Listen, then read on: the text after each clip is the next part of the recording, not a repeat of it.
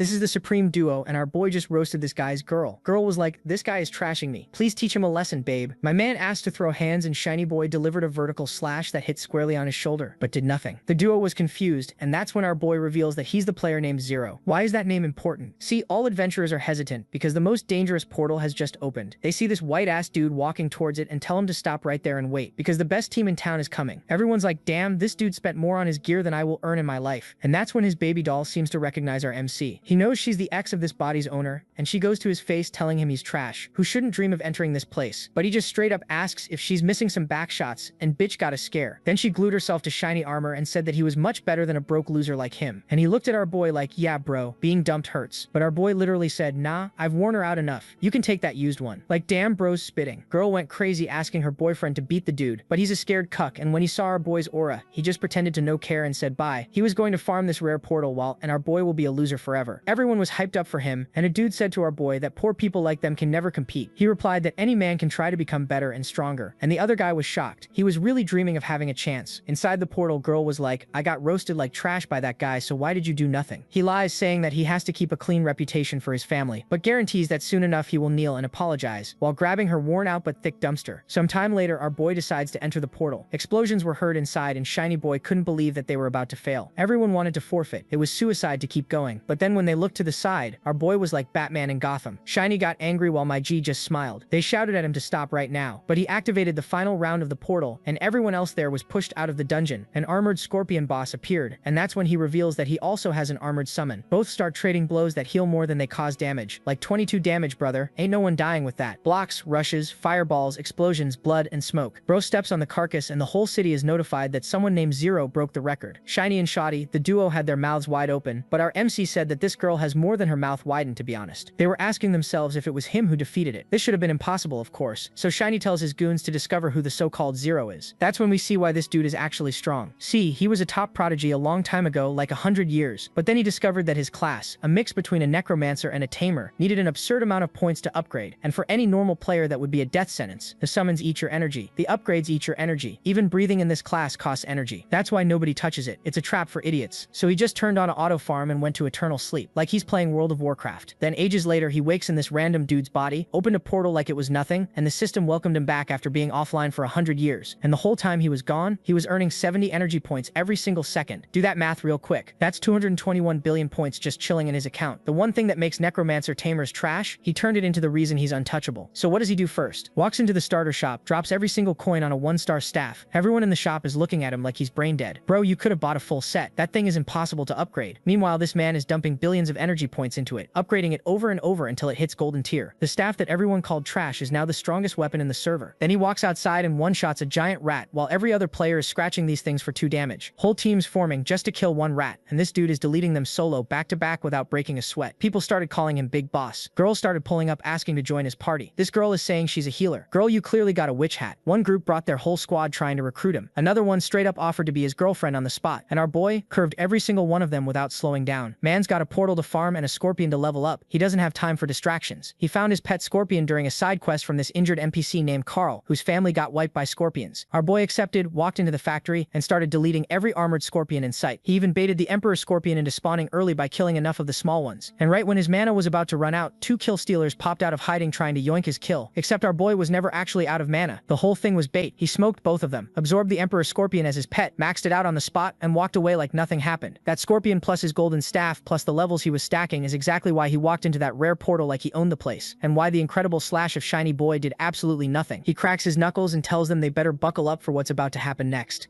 So Luo was standing there with his staff raised, ready to absolutely demolish this clown, when Yao starts freaking the hell out. Bro's literally trembling, screaming, wait, don't hit me. Do you know who I am? I'm the president of the Supreme Guild and the eldest son of the richest man in Ingiriz. And Luo just goes, yeah, I don't care. And wham, sends this trust fund baby flying. One hit and Yao's armor literally shatters off his body. Right then our boy gets a notification pop up. Professional Supreme Star Glory activated. The system basically explains that since this idiot attacked first, he's now marked as grayed out, meaning Luo's got a 10-minute free pass to absolutely wreck him without getting any murder penalties. Let me break down how this works for you. Normally, everyone's name appears in white, but the second you attack another white-named player, you turn gray for a bit. During that time, your victim can do whatever they want to. You beat you up, take your lunch money, even straight up delete you, and the game won't penalize them at all. But if the gray player manages to kill their victim instead, their name turns red, they get slapped with 100 sin points, and now they're basically screwed. Red names can't enter safe zones, can't go back to the real world, and have to either grind monsters for hours to clear their sin or just wait around to get jumped by other players. Oh, and when you die, you lose all your levels, all your experience, and drop a bunch of your gear. Anyway, since Yao's basically a free loot box now, Loop starts casually collecting all his equipment and props while Lin is just sitting there, absolutely stunned, watching her boyfriend get robbed in 4K. With that handled, Loop's ready to escort Irene to town and finish this quest. But before he can leave, Lin scrambles over and grabs his leg, begging him not to leave her here. She explains that players only get 2 resurrection scrolls per week, and she already used one, so if she dies here and uses her second one, she's got nothing left for emergencies. Then she tries the desperate approach, getting all flirty, like, "Remember me? We had something special. I never forgot about you." Loops looks down at her, looks at Irene, and just walks away without saying a word. Ice cold. Lin's face goes from desperate to absolutely furious, screaming after him as he disappears with Irene. Fast forward, and our boy successfully completes the escort mission. The rewards? Absolutely stacked. He gets an ice stick, and after dumping 22,256 energy points into refining it 144 times, yes, you heard that right, it transforms into a golden tier weapon called the Frost Scepter Destroyer. Sure, it ate up a ton of energy, but for Lu, that's pocket change. He also scores a normal grade pet egg, and since he's been hoarding a bunch of these things from all the monsters he's been farming, he decides to feed them all to his armored scorpion. Next thing you know, his basic pet evolves into a silver armored scorpion, an elite level beast. So let's take inventory. Our boy now has a 2-star legendary staff, an elite silver scorpion, and all of Lu Yao's golden equipment, meaning he's ready to take on the first alternate world's final boss. But first, he needs to restock on supplies. Luo logs out and heads back to the real world, probably planning to grab some potions or whatever. The second he's back, his phone rings. It's the hospital, and they're not happy. They're demanding 390,000 in medical fees for his brother Zhang Xiao, and if he doesn't pay up, they're pulling the plug on his treatment. Luo doesn't panic though, he just asks for their payment info and says he'll wire the money within 10 minutes. Luo figures he can just sell some of his golden equipment, since that stuff's worth millions in the real world, and honestly, helping Zhang Yu's brother is the least he can do for borrowing his body. But then the system hits him with the message that his equipment cannot be sold or dropped. Bro's literally stuck with untradeable gear. Even if he sells every silver coin he has, he'd only get about 10,000, not even close to what he needs. So now Luo's scrolling through job listings, looking for anything that pays, regular trainer positions like 50 bucks an hour, and the money comes in slower than a snail on sleeping pills. Then he spots this one post from someone named Remoro, and it's not our friendly neighborhood slime. This guy is shady. He's hiring a professional coach and is willing to pay 300,000. Luo's eyes light up, but then he scrolls through the comments. Apparently this same post appears every year during the awakening season, and everyone who accepts it ends up dead, like actually dead. Does our boy care? Nope, he sees life-threatening and 300,000 in the same sentence and thinks, yeah, that sounds like my kind of Tuesday. So without wasting a single second, our boy hits up the person who posted that sketchy job offer. A girl picks up and lays out the conditions. First, the student he's coaching is a complete noob. Second, he has to help them clear the entire first world. Luo listens and then casually one-ups her. Like, yeah, I can teach both the first and second world, but I want 390,000 for it. The girl doesn't even hesitate. I'll give you 400,000, but only if you actually succeed in teaching my sister. Then we cut to her sitting in front of like 50 monitors looking like she runs a whole gaming empire, and she tells Luo to get his ass to the Doomsday Town spawn point in 10 minutes, where her sister is waiting. Fast forward, and Luo's walking through the portal into Doomsday Town, thinking to himself how easy it is to solo the first world. But getting 400,000 just for helping someone else clear it, yeah, that's a steal. As he's looking around, he spots this girl standing there in a cloak with her hood up, trying to be all mysterious. Luo figures that's gotta be his student and walks over. Meanwhile, the crowd around them is gossiping loud as hell. Bro, even with the hood, you can tell that's the disastrous caster. Apparently everyone and their mom knows this girl, and they're all buzzing about how she and our boy are teaming up to farm some gold together. Luo forms a party with the girl and immediately goes into tutorial mode, explaining they need to complete 2 prerequisite quests to pass the first world, kill 1,000 monsters, and collect 10 coins. He also drops some game mechanics on her. Basically, she can't damage monsters that are 5 levels higher than her. Even if he beats them down to 1 HP, she still can't finish them off. So while grinding for the prerequisites, they also need to level her up. They encounter their first scorpion, and Luo goes full anime mode, trapping it with these massive ice crystals using his new skills. Then he turns to the girl and tells her to finish it off to gain some XP. She does, and boom, her level shoots up by 3 at once. But then the girl just stands there staring off into space like she's having some kind of existential crisis. Another scorpion charges at her from behind, and Luo has to sprint over, pull her out of the way, and kill the thing himself. He ends up holding the pink-haired girl protectively while keeping his eyes forward, watching for more scorpions. And in that moment, you can literally see the sparkles appear in her eyes. Girl's catching feelings fast. Still daydreaming about our protagonist's heroic profile, she doesn't even notice Lua telling her they need to keep moving to level up. As they're walking through the forest, Lua asks how old she is. She holds up her fingers, 21 years old. She still hasn't spoken a single word to him yet, which is already kind of sus. But what really throws Luo off is that she's been stuck at this low level for 3 years. Like all class shifters awaken at 18, so what the hell has she been doing this whole time? Man's getting suspicious. Then the girl finally pulls down her hood, and with visible gratitude on her face, she asks him to please just leave her here. She promises she'll still pay him half the money, but he has to swear not to tell her sister about any of this.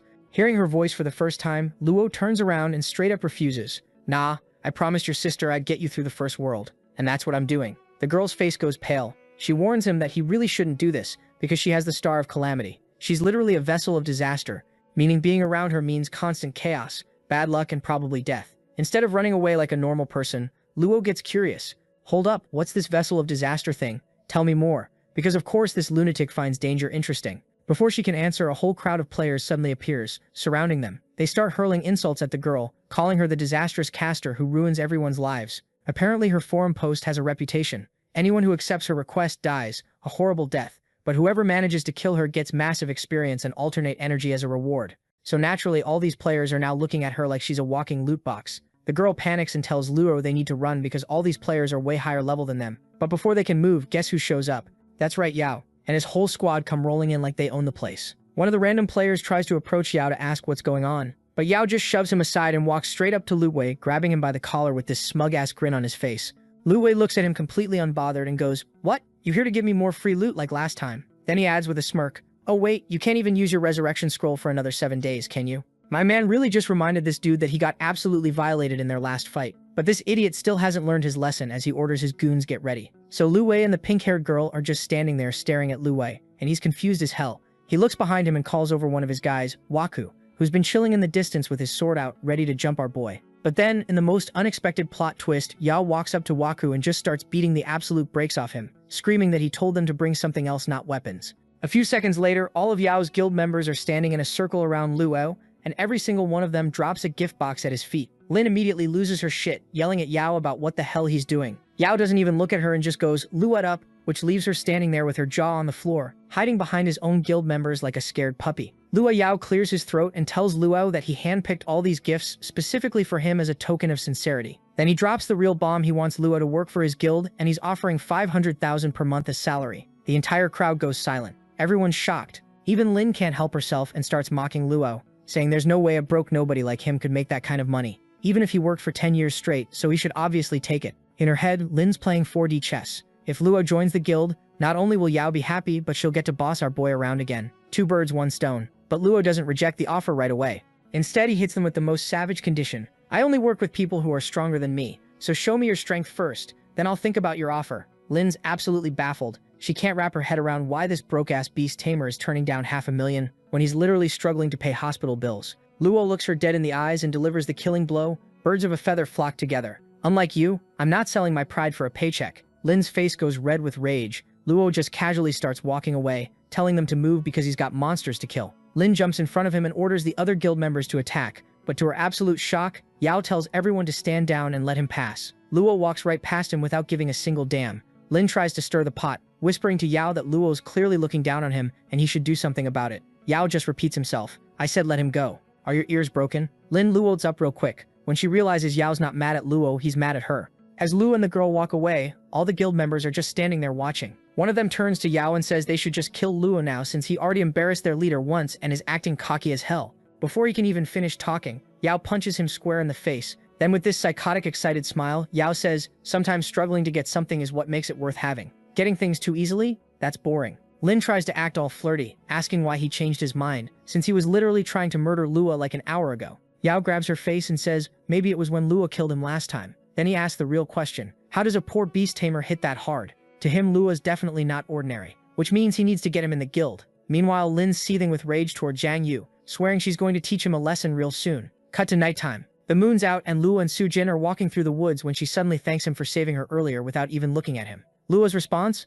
"I wouldn't get paid if you died. That's the only reason I saved you." Su Jin just sadly says she still doesn't think he'll be able to help her beat the first world. Luo stops and turns to her, genuinely confused. How does someone with such low self-esteem even post on the forum? You literally could have just not shown up, but you still came here and entered the first world. Explain that. The girl's face drops. That was my sister. She's the one who won't give up. I gave up a long time ago. Then she shows him her character screen. specifically the special class Vessel of Disaster. She explains that whoever has this cursed class can only kill monsters in a team. The only way to get rid of it is by clearing the first world, something she's been trying to do for 3 years. Luo's mind starts racing. He realizes that aside from the normal core classes, there are these rare special classes. If someone with a special class manages to overcome their limitations, their level can instantly shoot up to high class or even mythological class. But here's the catch. It's not easy at all for regular people. And if you fail, you're stuck in an endless cycle of suffering. Sujin sits down against a tree and keeps going. Since she awakened 3 years ago, she's made hundreds of attempts to clear the first world.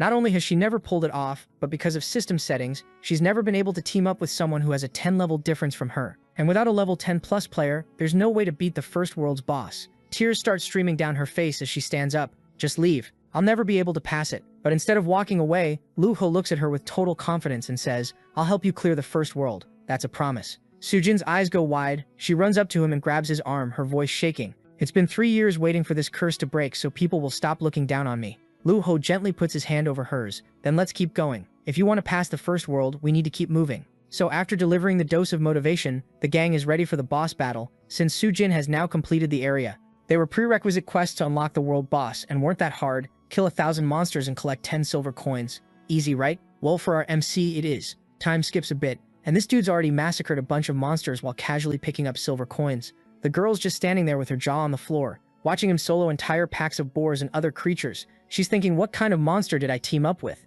After steamrolling through both quests, Luo turns to her and asks if she's ready to face the boss. She agrees, but he can tell something's off. She's hesitating, so he's like, what's wrong? She looks down all shy and admits that unlike other players, he's clearly insanely strong and could have easily told her to pound sand when she asked for help. But instead, he's here helping her clear the first world, and she doesn't understand why. Our boy, being the humble king he is, tries to play it cool and says he's not special, just a regular middle-class dude, and of course, this makes her fall for him even harder. Meanwhile, Luo is internally sweating, thinking, yeah, probably shouldn't mention I'm actually loaded. With both quests done, the system pops up asking if they want to challenge the boss now or later. Our boy clicks confirm without hesitation. Because why wait? A demonic portal appears in front of them, and they walk through like they're entering a McDonald's. On the other side, they're standing in the demon abyss when the system drops the rules. They've got 1 hour to defeat the Berserker Swine King, and if they fail, they're back to square one. Redoing all those quests, the system then hands them some potions, revival scrolls, and recovery items that are stupid expensive. Even though Luo knows he can solo this pig, no problem. He takes them anyway just to be safe. Plus, he's got a secret weapon, Luon drop armor that he's planning to equip on his silver-armored scorpion. With that setup, this fight's gonna be a cakewalk. Finally, they're face-to-face with the Berserker Swine King, this level 10 monster that's basically the gatekeeper between World 1 and World 2. This pig's whole job is standing at the Nightmare Source passage and murdering anyone who tries to get through. Sujin's hyping herself up, ready to prove she's useful, but you can tell she's scared shitless. I mean, it's just the two of them versus a level 10 raid boss. Anyone would be nervous. Luo notices she's freaking out, so he tells her to hang back and only help his scorpion if things get dicey. She starts worrying about him, but our boy just smiles and reassures her he'll be fine. Then he hits her with that classic protagonist line, I'm just going to wipe this thing out. The Swine King charges at Luo, and he responds by launching a super fireball right at its face. But this pig's built different. It's got skin thicker than a tank, so the attack barely scratches it. Luo analyzes the situation real quick and decides to spam fireballs until something sticks. He keeps blasting away, and eventually he manages to actually injure the boss while his scorpion is tanking hits like a champ. The monster goes into full rage mode and charges wildly at Luo, but he dodges it cleanly. For a second, he glances over to check on his scorpion, and that's when the king makes another reckless charge. Sujin sees it coming and screams at him to dodge, but our boy just stands there. He's not frozen in fear or anything. You can tell he's got some big brain plan cooking. Man's really about to do something crazy, and our boy delivers because the second this giant pig bastard gets close, Luo hits him with the super ice pick technique and freezes the monster solid. But this buff-ass pig king isn't about to stay frozen. He's got mad resistance, so he breaks out of the ice like it's nothing, and lets out this massive roar. Sujin's immediately like, yo, heads up. When this thing gets pissed, it uses this deadly stomping move that'll wreck us. Meanwhile, the boar's already going ham on the scorpion, beating the crap out of it. Our protagonist is out here trying to get the pig's attention, yelling at Sujin to heal his pet because there's no way in hell he's losing 400,000 at this point. Even with Sujin healing the scorpion, it's barely doing anything against this tank of a boar. Plus, the scorpion needs actual time to recover, otherwise it's going to get folded. Looking at how bad things are going, they don't have time to wait around, so Luo's like, screw it, we're doing this, and walks straight up to the pig king. He whips out his 2-star golden equipment and starts going absolutely crazy using both fireball and ice techniques at the same time. Sujin's watching this unfold thinking, wait, how the hell is he using both at once? That's supposed to be impossible. But our boy's built different. After a tough fight, they finally take down the monster, and this absolute unit of a pig is now just lying there dead on the floor. The system pops up congratulating them for killing the wild boar king, and drops some sweet loot, which Lu immediately starts sorting through. Just then a system message pops up, congratulating Sajin for breaking through the disastrous caster's class limitations, aka the Vessel of Calamity, meaning she just hit the core class Taboo Sorcerer Epic. Sojin straight up starts crying happy tears, not just because she's free from that curse that's been haunting her, but also because her level just shot up.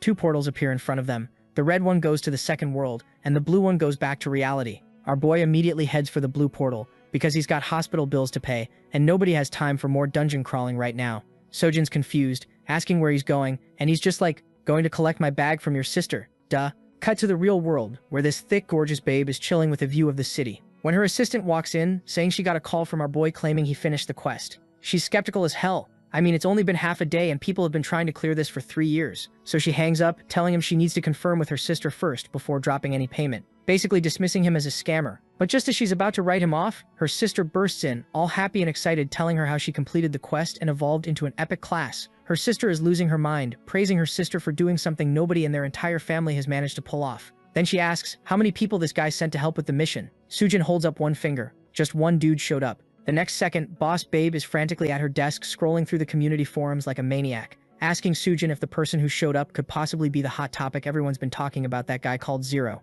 Sujin just nods.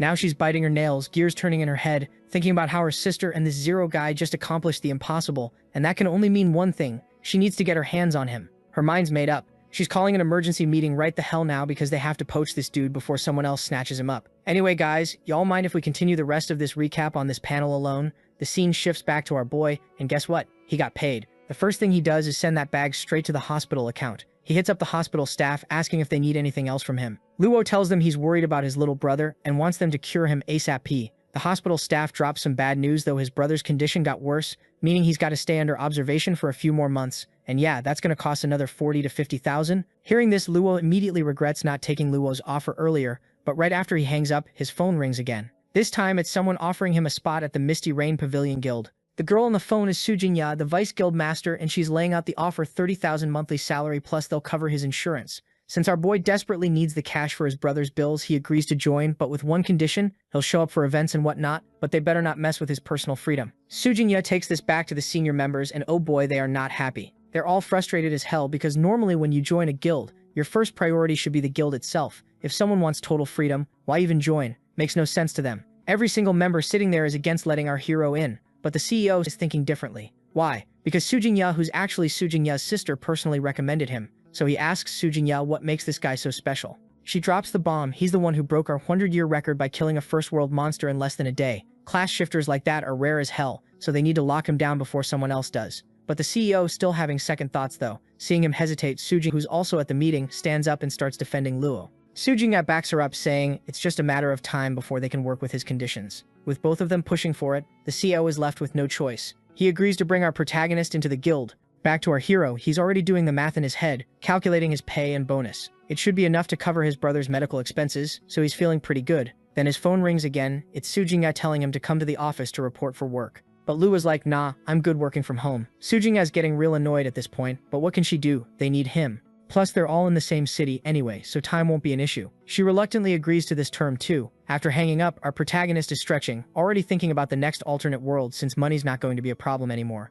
Lu is ready to dive into the second world, so he walks straight through the red portal. The system welcomes him to the safe zone called Norden Town, located in the second world's fortress besieged undead. This is zombie territory, mutated humans everywhere. Just like in the first world, he's got to pass 2 quests here: a secret realm and repelling 3 waves of enemies. After that, he can challenge the boss. For now though, Lua is thinking he needs to grind and level up since the secret realm requires level 15. While he's planning this out, he hears some dude Captain Norris yelling at people to work faster before the next wave hits. Apparently zombies attack Norden, and they don't have enough weapons to send to their people over there. So even though Norden's supposed to be a safe zone, it still gets hit by zombie waves regularly. Norris spots our hero and walks over, asking if he can help them gather materials from west of Norden. Lua checks the system info and sees that out of 10 available quests, this one's the hardest targets, ranging from level 11 to 20. But that also means the rewards are going to be fat. After doing the math, our protagonist agrees to help. Captain Norris thanks him, grateful as hell. The former military base is on the outskirts of Norden, but now it's just crawling with zombies. Our boy enters the area with his scorpion pet, ready to wipe these undead bastards out. He tries hitting them with the fireball technique first, but nothing much happens. Turns out they're resistant to fire. so he switches it up and decides to use his ice technique instead. After sizing up these zombies, he orders his scorpion to take their aggro and tank the hits. Our hero's confident the zombies won't stand a chance against his armored scorpion, and while his pet's holding them down, he can just pick them off one by one. But it turns out he really doesn't need to worry because the scorpion's absolutely handling these undead bastards. I mean, it's getting the job done, but it's messy as hell and not exactly fun to watch. So our boy's like, nah, I'll do it myself, and whips out his staff, thinking if fire's not cutting it, it's time to switch to ice. One hit later, and boom, monster's down. Now get this, the damn thing was a level 11 fire zombie. And what does our boy get for his troubles? Some broke-ass bronze coins. That's it. So naturally, he says fuck it and goes on an absolute rampage. Cut to a few moments later, and after turning every zombie in sight into an ice sculpture, my guy's only got 50 fire cores to show for it. Looking at this garbage drop rate, he's genuinely considering just ditching the quest entirely. Like, after all that work, man's getting hungry and thinking about logging out, planning to come back later tonight when he's got snacks. But then he hears this absolutely massive roar that shakes everything. He's like, yo, what the hell was that? But honestly, it doesn't take a genius to figure it out. It seems like the respawn timer for the boss monsters just reset. And yep, sure enough, in the next second, he spots the boss monster itself. Now we got a whole change of plans because there's no way our boy's missing out on boss loot. His eyes are literally glowing with greed right now. Man saw that potential legendary drop and all thoughts of food went straight out the window. The second this boss zombie spots our boy, this bastard immediately launches an ice attack and folks, it actually does damage. Now our boy ran into a problem. Both he and this Lord Zombie have the same ice and fire powers, which means our boy can't maximize his damage output. It's like a type disadvantage but makes it painful. Then this zombie goes after Luai's pet scorpion and straight up kills it. Now his pet's going to take 3 hours to revive, which is a massive problem, because even with his necromancer buffs active, there's no way our boy can hold off this boss solo for 3 hours. Nothing's going according to plan, because this boss monster is just way too powerful, and our boy's starting to sweat. But then someone attacks the monster from behind, and our boy turns around and goes, "Yo, paycheck lady, what are you doing here?" Sujin doesn't pay attention to him. She continues to fire her spells and tells him that she'll focus on keeping the monster busy, while he focuses on dealing damage and actually killing this thing. Right after that, Sujin jumps in and hits the monster with a fireball, while simultaneously using the ray of light technique to immobilize it. Our boy's just standing there in shock because she's using 3 skills at the same time with perfect control over all of them. Like, who does that? Seems like this is the actual insane power of the taboo sorcerer class. So now that our boy's got backup, he decides it's time to stop playing around and end this. He goes straight for his ultimate move and he and Sujin attack together, finally managing to delete this level 14 zombie from existence. After they collect the loot, Luai's like, "Yo, thanks for the assist. Want to split the rewards?" But Sujin's all humble about it, saying she literally just showed up a few minutes ago to finish her own quests and saw him soloing this thing like a madman. She even adds that she's the one who should be thanking him, not the other way around. Our protagonist is confused as hell and reminds her, "Wait, didn't your sister already pay me for helping you?" Even though they've met before, the girl decides to do a proper introduction this time, going full formal mode, like "I'm Sujin," so our boy decided to introduce himself as well. After the introductions, Luai realizes they're in the same guild doing the same quest, so he suggests teaming up and asks what her class abilities are. Hearing this, Sujin gets super hyped and starts geeking out about her skills, explaining how all her crowd control abilities are about to upgrade to taboos, which means they'll last 30% longer, plus she's getting a 30% cooldown reduction. Our hero's sitting there thinking, damn, this girl's abilities are going to be clutch for future fights. But instead of sticking around, he just turns and starts walking in the opposite direction. Sujin's like, where are you going? And our boy explains he needs to head back to Norden real quick, but promises to meet up with her in 10 minutes. Folks, it seems like Sujin's actually catching feelings for our protagonist, because she apparently said she'd marry whoever helped break her curse. But then she immediately gets all embarrassed, thinking about it like, nah, that's weird, stop it. Back in Norden, Luo's checking out all the equipment and rewards he got earlier, trying stuff on like it's a fashion show. He equips the dashing boots of ice and fire that give him plus 10 agility, looking fresh as hell. Our boy's thinking he needs stronger skills to take down high-level monsters, so he refines his super flaming bullet skill up a level. He tests it out, and after seeing the damage, Luo's feeling himself, getting all confident about his abilities. Right then he gets a message from Sujin Yan inviting him to the guild. Since he's done with his business in Norden, our boy hits accept and gets ready to head back. A little while later, they're walking together, and Sujin's complimenting Luo on how strong he is. He returns the favor, praising how she uses her crowd control skills. Jin starts blushing, and explains that her sister actually set up all those skills for her based on her class. As they keep chatting, Sujin's curiosity gets the better of her, and she asks if our hero's hiding some mythical equipment, because there's no way someone's making attacks that powerful without some crazy gear. Lu brushes it off all casual, saying he's just an ordinary mythical class shifter, nothing special. But Sujin isn't buying it, pointing out that as far as she knows there hasn't been any news about a mythical class shifter awakening this year. Our protagonist just smirks and tells her she can think whatever she wants, knowing damn well that a class shifter can't just awaken for some basic reason. After they finish clearing out all the fire and ice zombies, they set their sights on the next target, poison cores. so they start heading toward the poison zombie area. Right then, both of them get this urgent-ass message from their guild, basically saying, get to the guild headquarters now or you're getting kicked from the team. Sujin's confused as hell about why they're being summoned like this. Our boy asks who sent the message, and she explains it's Chen Jun, the guildmaster of the Linhai City branch. The reason this dude has such an important position is because his dad and her uncle, the CEO, were sworn brothers, so the CEO just handed him the role. After talking it through, they both decide to head to wherever they're being summoned. Meanwhile, on the other side, there's absolute chaos going down.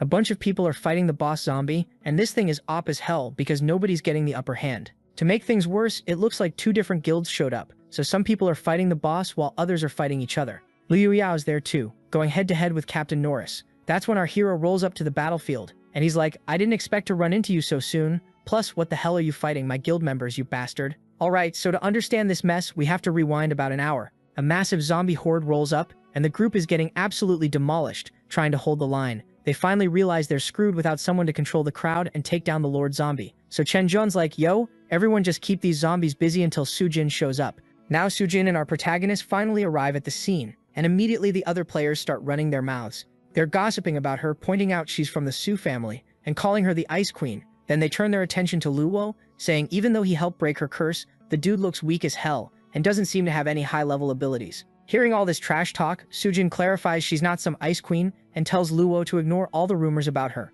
For some reason she can't quite figure out, Sujin gets all shy and flustered saying this. Chen notices her acting all bashful and gets excited, but then he spots the boy standing next to her, and his whole face drops. He immediately asks about our hero, questioning why she's spending time alone with him. Sujin tells him it's none of his business, but Chen's all like, nah, worrying about you is natural for me. I have to make sure nobody has bad intentions toward you, acting like her self-appointed bodyguard or something. After she assures Chen she's fine, she asks about the emergency. Chenjun explains that a zombie wave attacked, and they desperately need to kill the boss zombie. Analyzing the situation, Sujin suggests they defeat the zombie ASAP since it would be a huge boost for their guild. Our boy steps forward ready to fight the monster as a guild member, and Sujin is completely shocked. But Chen Jun immediately loots him down, refusing to let him fight. Why? Because Chen looks down on our boy Lu, seeing him as just some beast tamer who somehow squeezed into the guild, but who in his expert opinion won't be able to handle the zombie. Hearing this, all the class shifters present start gossiping about Lu, saying he only joined the guild for the money, and agreeing with Chen's take that he's basically dead weight.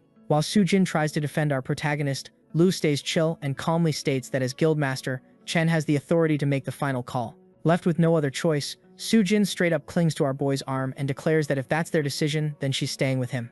Chenjun starts panicking and tries to explain. He's only worried because Lu seems weak, but if she insists on him joining the fight, it'll be at her own risk, because they won't be able to save him if things go south. Chenjun then starts pulling Subjin with him so she can use her crowd control on the zombie sovereign. As she's being dragged away, Subjin tells our hero to wait for her. Meanwhile, Luo knows that even with crowd control, it's going to take forever to defeat this level 15 zombie. The group prepares to fight the monster while our protagonist waits on the sidelines, observing their abilities. Since Luo Yao and his teammates are also there, they're shocked as hell to see our boy as a member of Misty Rain Pavilion. Lin, who's also present, starts screaming at Luo for not joining Yao's guild, and instead serving another guild like some kind of sellout mercenary. That's when Subjin appears out of nowhere and attacks Lin for insulting her crush. As for Yao, he's now desperate to make our protagonist join his guild, so he offers to pay him triple what Misty Rain Pavilion is paying, and even promises to make him vice guild leader or CEO. Hearing these offers, Sujin is about to lose her mind. Looking at Yao, Luo claims he's a trustworthy person and says he won't betray his current guild while he's still completing tasks for them.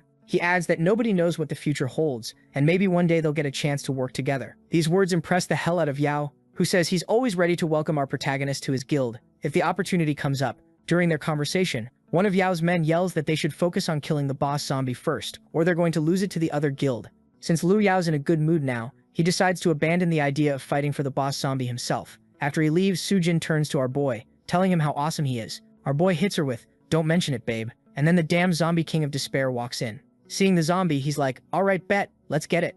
He jumps straight into the fight and immediately drops his super fireball attack, and everyone who thought that our boy was trash is now standing there with their mouths wide open like idiots. While he's cooking, he tells Sujin to stick to the plan they discussed. Now our boy's ready for round 2, and his eyes start glowing red as he charges up his new skill, the Super Flaming Bullet.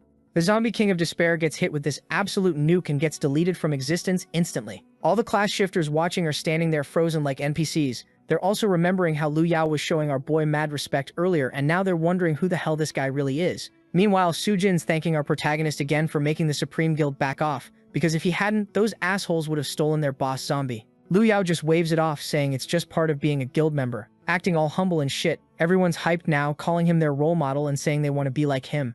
Cut to them walking back to Norden, and Sujin's got her arm wrapped around Lu Yao's, talking all sweet and flirty with him. When they enter the town, Chen sees them together, and bro is seething with jealousy. You can literally feel the salt radiating off this man. He asks about the zombie, and one of his lackeys reports that Sujin and Lu Yao actually pulled it off and killed that king zombie. But Chen Jun's dumbass doesn't believe it, so the guy has to spell it out. Lu Yao's actually crazy strong and is going to be a huge asset for the guild moving forward. Being the jealous little bitch he is, Chen starts screaming at our hero, pointing his finger right in Luo's face for not following his orders, saying this gives him every right to kick him out of the guild. Luo calmly smacks Chen's finger away from his face and hits him with the facts. Not only did Chen order him to stay back, but he also told his team to kill the boss zombie, which they clearly succeeded in doing. Seeing our boy talk back like this, the bastard got mad, but then Sujin steps in and backs Luo up, explaining they only beat the boss zombie because of him, so the guild should actually be thanking him instead of bitching. After that, Sujin starts dragging our boy away since they've still got quests to finish. Meanwhile, Chen Jun's standing there filled with pure hatred and jealousy,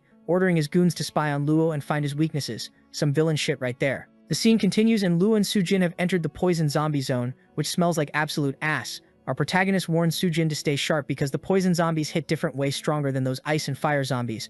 She's confused why, and Luo breaks it down. Even though they don't have elemental powers, their dangerous skills are more than enough to send you to the Shadow Realm. After explaining, she hands him a reward she got from completing the guild request. Cut to a few hours later, and they're fighting poison zombies now, taking them out pretty easily, because their teamwork is on point. Moving forward, Luo realizes someone's watching them. It's actually one of Chen Jun's spies, who's reporting back that our hero's collecting zombie cores with the young lady Sujin. Plus, it looks like they're getting pretty close based on all the jokes and banter between them. Hearing this, Chen becomes even more pissed off, knowing damn well Sujin never talked to him like that. And honestly, can you blame her? Dude's got the personality of a wet napkin. One of his men suggests finding a way to get Luo kicked out of the guild because that's the only way to separate them. Meanwhile, the system sends out an alert telling all the shapeshifters to get ready, because a level 13 horde is about to roll up on them. Chen's got this creepy-ass smile plastered on his face, ready to pull some shady shit to get Luo booted from the guild. The Second World's rule is that when hordes show up, all protections get turned off for the class shifters, so his plan is to take our protagonist out when the moment's right.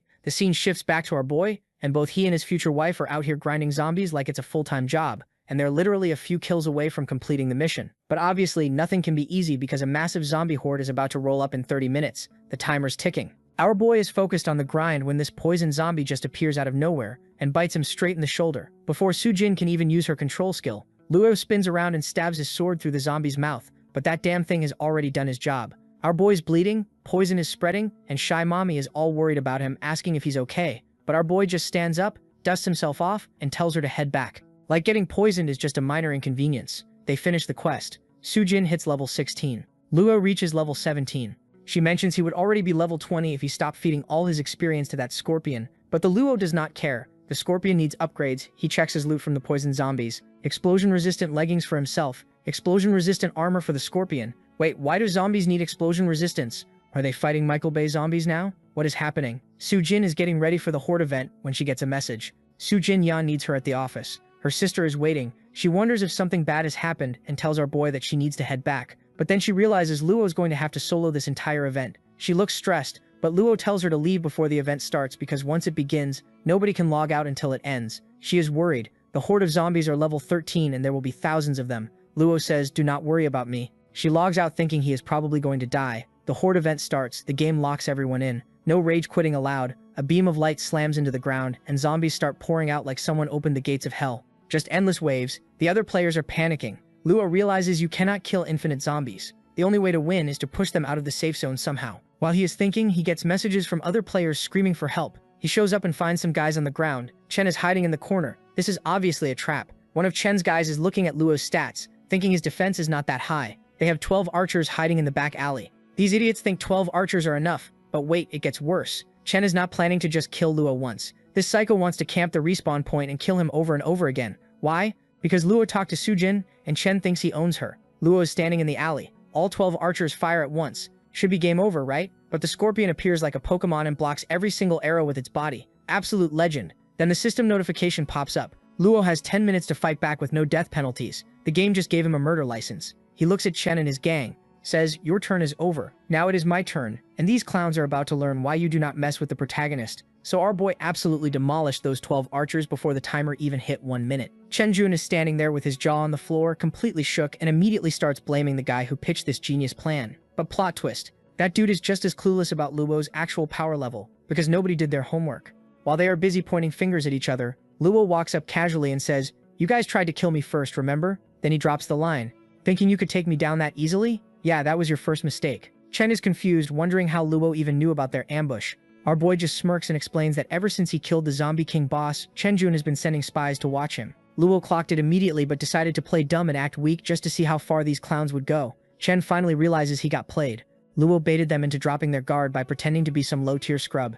Luo even admits he was not planning to fight them. He just wanted to watch them make fools of themselves. But Chen Jun, being the typical stubborn rich kid who cannot take an L, decides to aim his arrow at Luo even while staring death in the face, before he can even let it fly. Luo casually shatters the arrow with his frost blade. Then one of Chen's goons, some elite assassin, tries to be the hero and lunges at our protagonist. Luo does not even give him the satisfaction of a fight. He just launches a fireball and insta-kills the guy. One shot, no respawn. Chen is completely broken at this point, not even asking out of curiosity anymore but pure disbelief. "Who the hell are you?" And in that exact moment, Luo ends him too, saying, "I am someone you should have never messed with." Cut to the respawn area where Chen's whole squad is loading back in. The system notification pops up. Killed by player ID 0. Everyone freezes. They cannot believe it. Luo is not just some random dude. He is the Necromancer, the mystery player who beat the first world boss monster in 1 day. Senenjuan respawns, absolutely seething, realizing he just tried to PK the most OP player in the game. Now he is screaming about getting revenge, because clearly the first attempt went so well.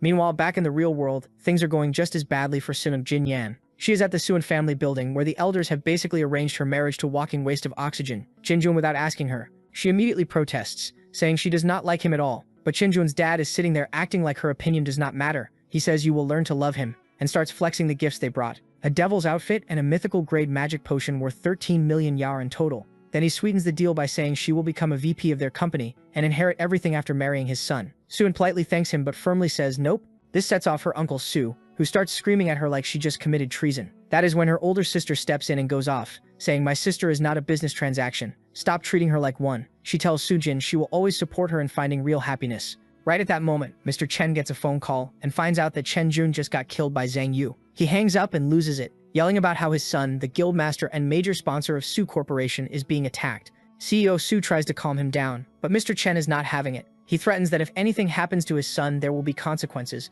then storms out and slams the door like a dramatic soap opera villain. Now CEO Su turns on his nieces, since they were the ones who recommended Lu to the guild. Sujin defends our boy, saying there must be a reason if he really killed Chen Jun. But the CEO is not trying to hear it. He demands they drag Lu back and force him to apologize to the Chen family. If he refuses, he is getting kicked out of Misty Rain Pavilion. While they are arguing, Sujin gets a call from Lu. She is panicking, asking if he really killed Chen Jun. Instead of answering, our boy just hits her with, "I am resigning from Misty Rain Pavilion." Sujin's losing it on the phone, begging Lu not to quit and saying she'll figure out a way to clear his name. But our boy's done with the drama. He tells her to drop it and hangs up. He already knows Chen Jun's having a full-on tantrum right now and is 100% planning revenge. So staying in Misty Rain Pavilion? Yeah, that's not happening. Now he's got another problem. He needs 50,000 yuan for his brother's hospital bills. His plan? Farm high-level materials and flip them for cash. But to get the good drops, he needs to hit the third world, which means surviving 2 more zombie waves and clearing a dungeon first. Then he can fight the second world's lord boss. There are 3 dungeons he can pick from,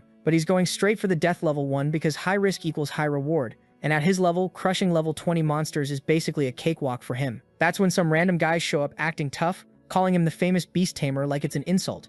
Luo's already over it but stays chill. Asking them to move, these clowns start talking trash, calling him weak and literally daring him to kill them. And that's when Luo catches on. He flat out asks, "How much is Chen Jun paying you?" One of them actually admits it. Chen Jun's offering 5,000 yuan each plus a revival scroll, and an extra 5,000 to whoever gets killed by Luo.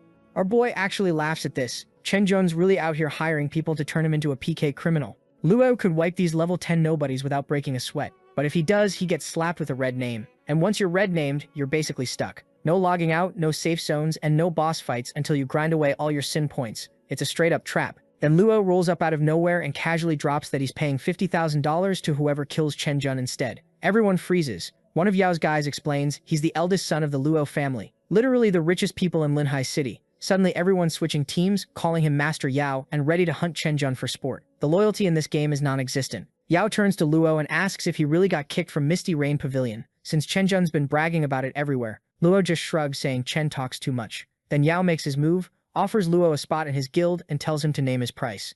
Luo turns him down, says he's not joining any guild right now, and just walks off. One of Yao's guys gets mad that Luo didn't even say thanks after they bailed him out, but Yao actually respects it. He gets it. Why would Luo trust another guild after just getting stabbed in the back? Yao even says Misty Rain Pavilion is full of idiots for kicking someone this strong. Meanwhile, Luo knows Chen Jun's not going to stop coming for him, so he needs to level up fast. Cut to Luo standing in front of a level 15 dungeon called Dark Corpse Forest. He chose this one because most players are greedy and rush the highest level dungeons for better loot, so this place is basically empty. Inside, he meets an NPC mage named Moore who asks if he's ready to take on the Dark Undead Nest. Luo says yeah, and the mage gives him an entry token and wishes him luck. Here's where it gets fun. Luo knows he can refine this token into a golden token, which turns the regular dungeon into a hidden dungeon. The problem is, the success rate sucks and it drains a crazy amount of energy, so most players don't even bother. But Luo's not most players. He's doing it anyway. Meanwhile, the goons Chen Jun sent after Luo aren't even chasing him anymore. They're running for their lives from something. And now Chen Jun is panicking because he can't use his revival scroll for another 5 days. Chen Jun's absolutely spiraling at this point. Then boom, a notification lights up the whole sky. Some anonymous player just unlocked a hidden dungeon. It's open for 2 hours and everyone's invited. Chen Jun sees this and loses his mind in the best way because hidden dungeons drop insane loot, including free revival items. He immediately yells at his crew to gear up and move out. It's basically Christmas morning for him. Luo sees the same thing and gets equally hyped, ordering all his Supreme Guild members to head there. Meanwhile, Luo's already deep in the dungeon, cutting through zombies like it's nothing. To beat this place, he needs to kill the dungeon's gatekeeper first, a level 15 boss with a ridiculous stat sheet. Crazy magic attacks, insane defense, devastating physical damage. The system's literally warning him like, yo, maybe don't do this. But we all know our boy doesn't read warnings, so Luo's absolutely wrecking this boss monster right now, just going ham on it, when suddenly a notification pops up saying a massive wave of challengers just entered the dungeon. And look, our boy knew this was coming from day one. This dungeon doesn't need some fancy secret scroll to enter, so obviously Chen Jun and his whole crew would show up. He figures Su Jin and Lu Yao are probably on their way too. But here's the thing, Chen Jun is the only name on Lu hit list. He's got zero interest in dragging random people into this beef. Now here's where it gets spicy. As the owner of the Golden Secret Decree, Lu Yao gets 3 chances to completely rewrite the dungeon rules, and he's about to use one right now. Meanwhile, outside the dungeon, it's straight chaos. Different guilds are going at each other's throats, and Chen Jun's out here being all touchy with Su Jin, who is clearly not feeling it. The girl's only here to find our protagonist, but this dude won't take a hint. Then out of nowhere, new rules flash in front of everyone's faces. The free revival scroll, gone. New mission to clear the dungeon, kill 500 zombies based on your party's total kills. Chen Jun loses his absolute mind, seeing these rule changes, screaming about whoever had the audacity to mess with his dungeon run. One of his lackeys suggests maybe it's our boy Luo who changed everything specifically to keep Chen's ass out, but Chen's in full denial mode. He's like, there's no way Luo's the lucky bastard who got the Golden Secret Decree, and even if he did, why would he waste hundreds of thousands of alternate energy just to mess with me? But Su Jin's sitting there like, nah, this feels personal. This has Luo written all over it. Chen's still denying it, yelling that whoever changed the rules is just scared someone else will snatch the rewards before them. Then he turns on the charm offensive, telling Su Jin he'll still enter the dungeon and keep her safe. She just looks at him and goes, worry about yourself. Chen pushes through the crowd heading toward the dungeon entrance, when one of his guild members points out something wild. Someone already killed the gatekeeper boss. And there's our boy Luo, literally sitting on top of the dead monster like it's a throne. Su Jin's face lights up seeing him, while Chen Jun's over here realizing it was him who changed the rules. Luo jumps off the monster and walks straight toward them, then straight up challenges Chen Jun. You've been dying to kill me this whole time, so come on, let's see you try. That's when it clicks for Chen. This whole thing is a trap, and he just walked right into it. Immediately, this coward starts hiding behind his guild members, trying to use Su Chen's name as a shield, saying Luo shouldn't touch him because some major aristocrat has his back. Then he has the audacity to turn to Su Chen and tell her to use her imprisonment powers on Luo so they can jump him. But Su Chen's like, nah, this is all your mess. You deal with it. Left with no options, Chen orders his members to attack Luo, but nobody's moving. They're all shook because this man just soloed the boss monster who wants that smoke. So Chen pulls out his wallet and offers $5,000 to anyone who kills Luo. Suddenly, everyone's motivated. Money talks, apparently. They all rush our boy at once, and Luo just casually walks toward them and starts dropping Misty Pavilion members left and right like he's going through a tutorial level. While Luo's busy handling the cannon fodder, Chen Jun sees an opening and orders his remaining members to rush the boss. Luo's scorpions appear out of nowhere, blocking the dungeon entrance. One brave member steps up, saying he'll kill the scorpion, swings his sword, and it just shatters against the scorpion's armor. Then things get even crazier. Arrows start raining down on Misty Pavilion members while someone yells they'll pay 20,000 yuan for every Misty Pavilion head. Nobody knows who's bankrolling this surprise attack, but it doesn't matter. Full-blown war breaks out as both guilds start going at each other. And Luo, Our boy's just standing there in the middle of this whole battlefield with the most unbothered expression on his face, watching the chaos unfold like it's dinner and a show. Luo Yao shows up, telling our hero not to stress, saying he'll handle the opposition guild himself. But honestly, Luo's not even happy to see Yao and his crew roll up. He looks straight up disappointed. Like, bro, I came here for revenge, not a rescue mission. Chen Jun's losing it, screaming at Yao, asking why the hell Supreme Guild is attacking them since they don't even have beef. Luo Yao doesn't give him the real reason though. Instead, he hits him with, I heard the guild master of Misty Rain. Guild solves all his problems with cash, so I wanted to see if you're actually richer than me. Then this absolute madman offers Chen Jun's own guild members 1 million yuan to kill their boss. Everyone freezes. You can literally see the gears turning in their heads as they're doing the math. Chen Jun's panicking now, threatening them that if they betray him, both the Chen and Su families will come after them. Man, this is funny. This idiot really thought loyalty could beat 1 million yuan. That's cute. Right then the ground starts shaking like crazy and this absolutely massive monster bursts onto the scene. Luo analyzes it and realizes it's gone berserk. Apparently boss-level monsters can turn berserk if their health keeps dropping. And guess what caused it? Those arrows the Supreme Guild was shooting earlier made the already injured demon keep losing levels until it snapped. Way to go, you guys, idiots. You literally created a raid boss. The system announces it's now a level 17 3-star boss, a dark undead tyrant. Luo Yao takes one look at this thing and you can see the fear in his eyes. The second the undead tyrant makes its first move, another notification pops up saying that because of this chaos, the secret realm exit just opened, meaning everyone can bail if they want. Chen Jun's eyes light up. This coward immediately attacks the berserk monster from the side where Luo Yao is standing, trying to redirect its aggro as payback. Dirty move, but I respect the pettiness. And it works. The monster locks onto Yao. As Yao is screaming for help, our boy sends his pet scorpion to save him. Though Luo knows with the monster's power-up, his scorpion's about to take massive damage. Meanwhile, Chen Jun's casually strolling toward the exit, throwing out this smug-ass line about how they'll have to wait 10,000 years if they want to kill him. Luo wants to chase after him so badly, but if he leaves Yao behind, the monster's going to tear him apart. After a quick second of thinking, Luo jumps in front of Luo Yao and hits the demon with his Ice Cone skill, freezing the Lord Demon in place. He drags Yao out of the danger zone, and the monster breaks free from the ice and attacks, but they manage to dodge it. Since this thing's a level 17 boss, Luo can barely put a dent in it, which means there's only one option left. He's got to fight this monster himself. You know, like a psychopath. Luo launches into his fire missile attack. Yao is yelling at his men to help our protagonist, but his whole guild is too scared to move.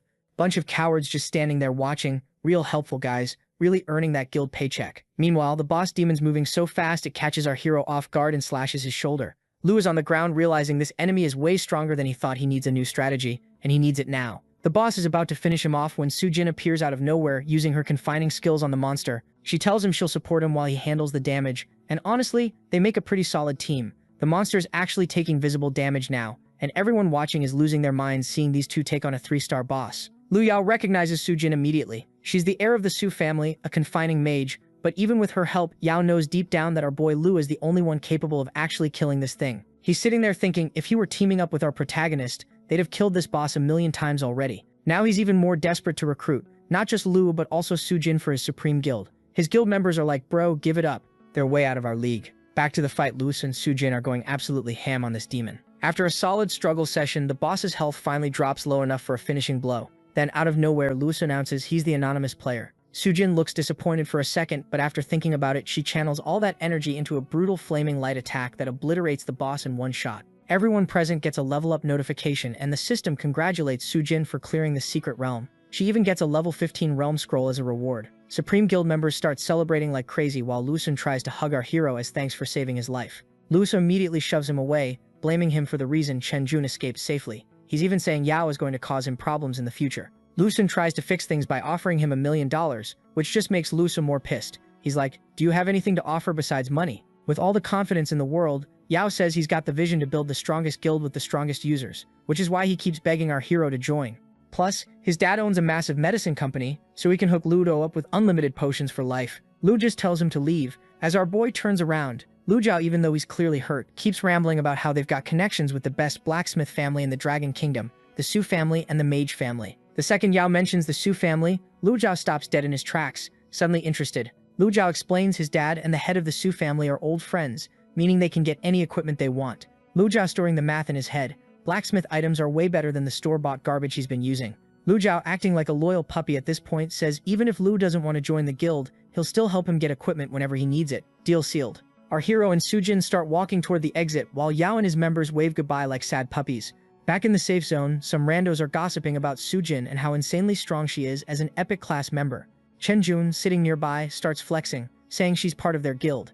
Then one of his lackeys reports that Sujin killed the boss demon, which means Luo survived too. Chenjun's blood pressure skyrockets. He's more desperate than ever to kill our boy. His guy points out that's going to be tough since Luo is way stronger now and has the Supreme Guild backing him. But then you see the light bulb go off in Chenjun's head. He stands up saying he can find someone else to do his dirty work. Apparently he knows some level 30 veterans stuck in the third world, who could definitely handle Luo. Now all they have to do is wait for our boy to enter the third world. Cut to Luo and Sujin walking together. She's worried he might see her as an enemy too since Chenjun's trying to kill him. Luo turns around and tells her straight up, Chenjun is his only enemy. But if Misty Pavilion helps that bastard, he won't hesitate to fight them too. Sujin assures him they won't get involved. And besides, she hates Chenjun anyway. Then she offers all the equipment she got from the boss to our hero, since she only landed the final hit. Luo takes it, knowing it'll boost his health and skills. Right then, another notification flashes across the sky about a wave of level 15 zombies at Norden University. Both of them get hyped. This is the last mission before entering the third world. Sujin looks anxious and suggests they should prepare before jumping into this fight. Just then, Lin comes running onto the scene, sprinting past Sujin straight toward our boy, begging for his forgiveness and saying she realizes she messed up. Oh, now she wants to apologize? After everything? This should be good. Luo's just standing there trying to figure out what kind of soap opera nonsense Lin's pulling right now. And folks, this girl's putting on the performance of a lifetime, tears, trembling voice, the whole 9 yards, telling our boy how Luo just abandoned her. Meanwhile, Sujin's over here with jealousy written all over her face, straight up going, why the hell are you trying to worm your way back into his life after you dumped him like a bag of rotten potatoes? Lin completely ignores her and switches to full manipulator mode. She looks at Luo with those fake puppy eyes and says, yeah, okay, I looked down on you before, but come on, what woman doesn't want her man to be loaded? And now that you've made it to the top, we could totally pick up where we left off. A subtle smile creeps onto our boy's face. Sujin sees that smile, and her eyes probably twitching because she does not like where this is going. That's when the mood gets ruined by zombie roars echoing in the distance. The horde's coming, and it sounds like they brought the entire extended family. Lin immediately starts screaming that they need to fight right now, but Luo just tells her to luo her mouth. Sujin's already locked in. Battle stance ready, prepared to face whatever undead nightmares heading their way. Luo glances at Lin from the corner of his eye with this cold look and tells her to leave. He doesn't want her anywhere near his life anymore. Lin's jaw practically hits the floor. She's like, what happened to you? The old Zhang Yu would never talk to me like this. Yeah, girl, the old Zhang Yu also probably had terrible taste in women. But here we are. Meanwhile, Sujin's already out there slicing through zombies, but there are way too many of these rotting bastards for her to handle alone.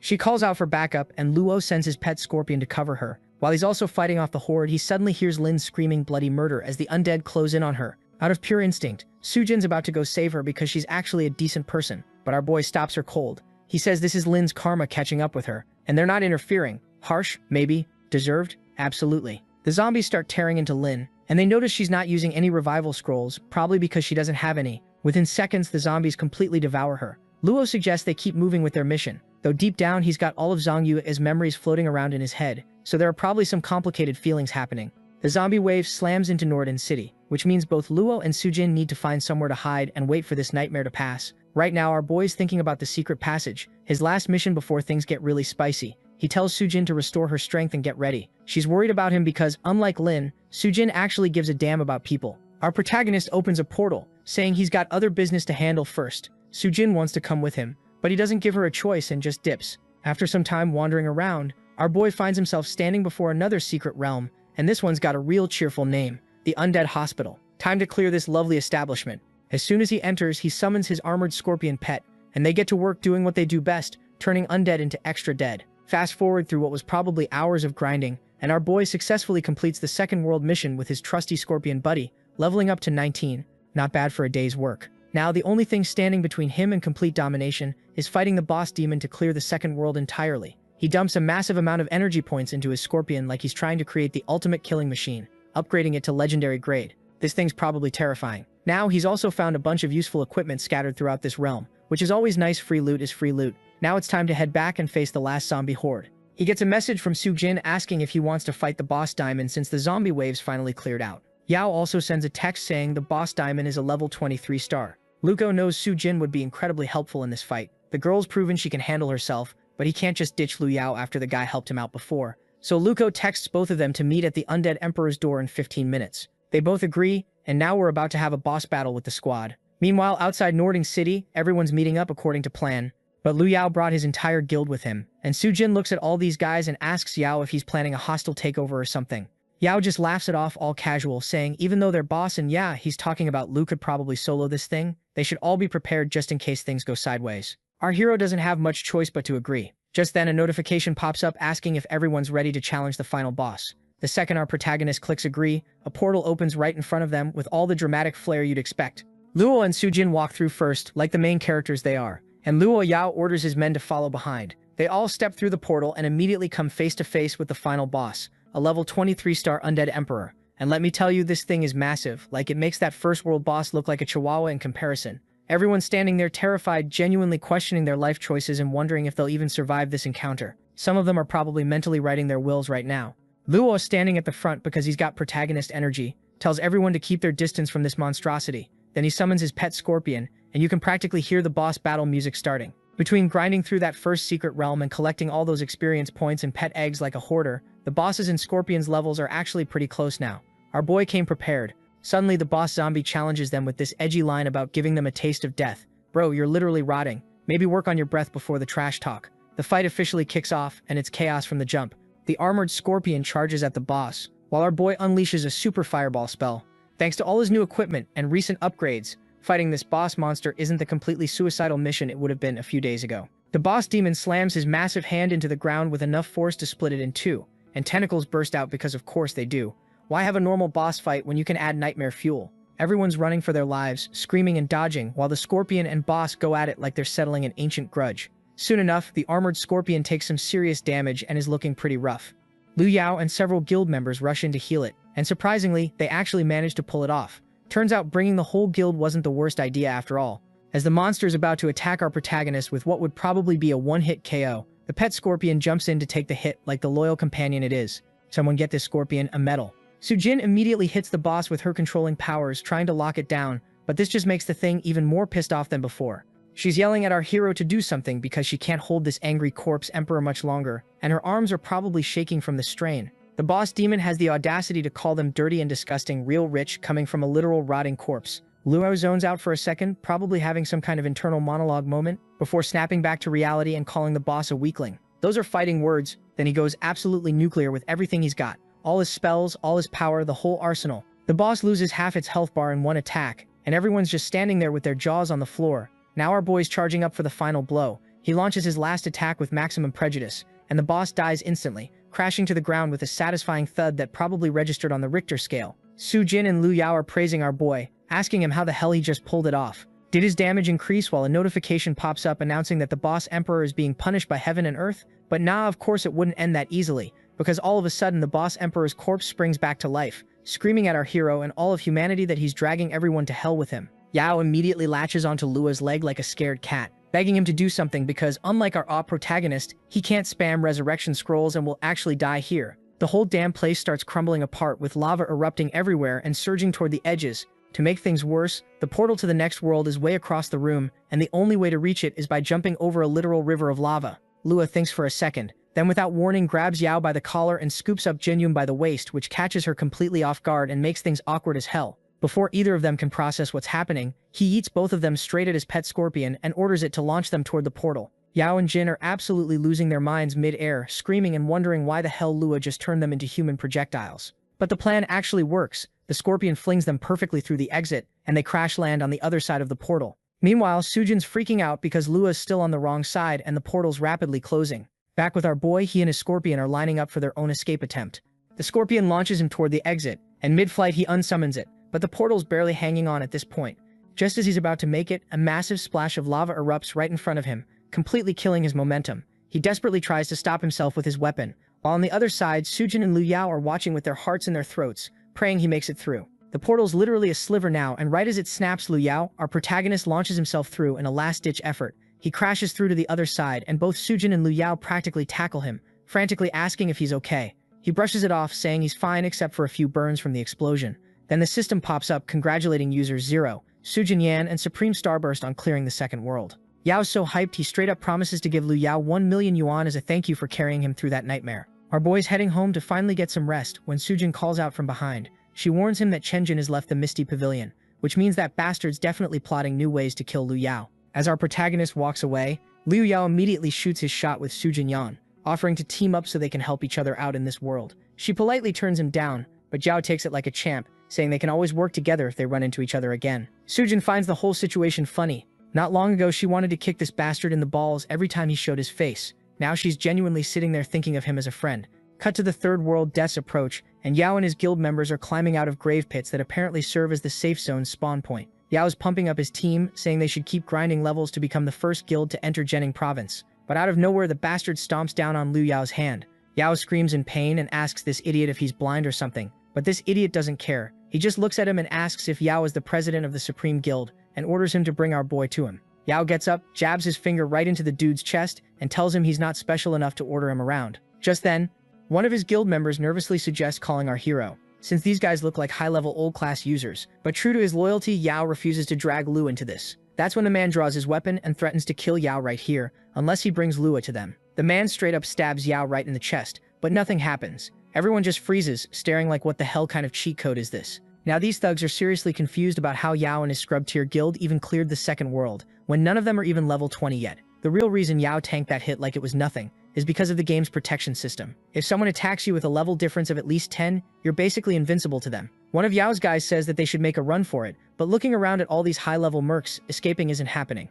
Since the thugs can't insta-kill them, they resort to the old-fashioned method, just beating the absolute shit out of them instead. And since these bastards are level 25 class shifters, protection system doesn't apply, so Yao and his boys are getting their asses handed to them. After the beatdown slows down, Yao's sitting on the ground looking like he went 10 rounds with a truck, while one of his members explains these guys are a notorious mercenary group who hunt other players and steal their loot. The thug boss crouches down and asks Yao one more time to call our protagonist, threatening to straight up kill him if he doesn't comply. Cut back to the real world, and Lua's chilling on his hospital bed talking with the staff about his brother's treatment. They assure him they've received the payment and promise to take good care of his little bro. Our boy thanks them and hangs up, right after he checks his phone and sees a text from Lu Yao. Man actually sent him a massive amount of money to help out. Lua's relieved, thinking the hospital bill problem is finally solved and he can stop stressing, but then his phone rings again. This time it's one of the Supreme Guild members literally screaming and begging our hero to save their president, Lu Yao. Back in the alternate world, Yao and his crew are sitting on the ground with their heads down, completely surrounded by Chen Jun's hired thugs who are just waiting for our protagonist to show up. One of them reports to the boss that someone's approaching, and of course it's none other than Lu, walking up like he owns the place and ordering them to release Lu Yao and his men. The boss looks at him with this smug grin and says he's been paid a huge amount to kill Lu, so someone's dying today. No negotiations. Hearing this, Yao immediately starts throwing out counter-offers, promising each of them 100 million individually if they let everyone go. One of the thugs actually starts considering it, but the boss Lu lures that down real quick, yelling at him to choose between life or money. He explains that Mr. Gu will probably kill them all if they fail this mission, so they're screwed either way. These idiots keep underestimating our boy, thinking he's just some weak beast tamer who got lucky. One of the mercs decides to test that theory and charges straight at Lu. Big mistake. Our hero casually freezes him solid with an ice skill like he's playing a tutorial level. Seeing his buddy turn into a popsicle, another bastard rushes in to attack, but Lu switches it up and roasts him with a fire skill, killing him instantly. The boss is standing there absolutely dumbfounded, unable to comprehend how a low-level player is effortlessly wiping level 25 warriors.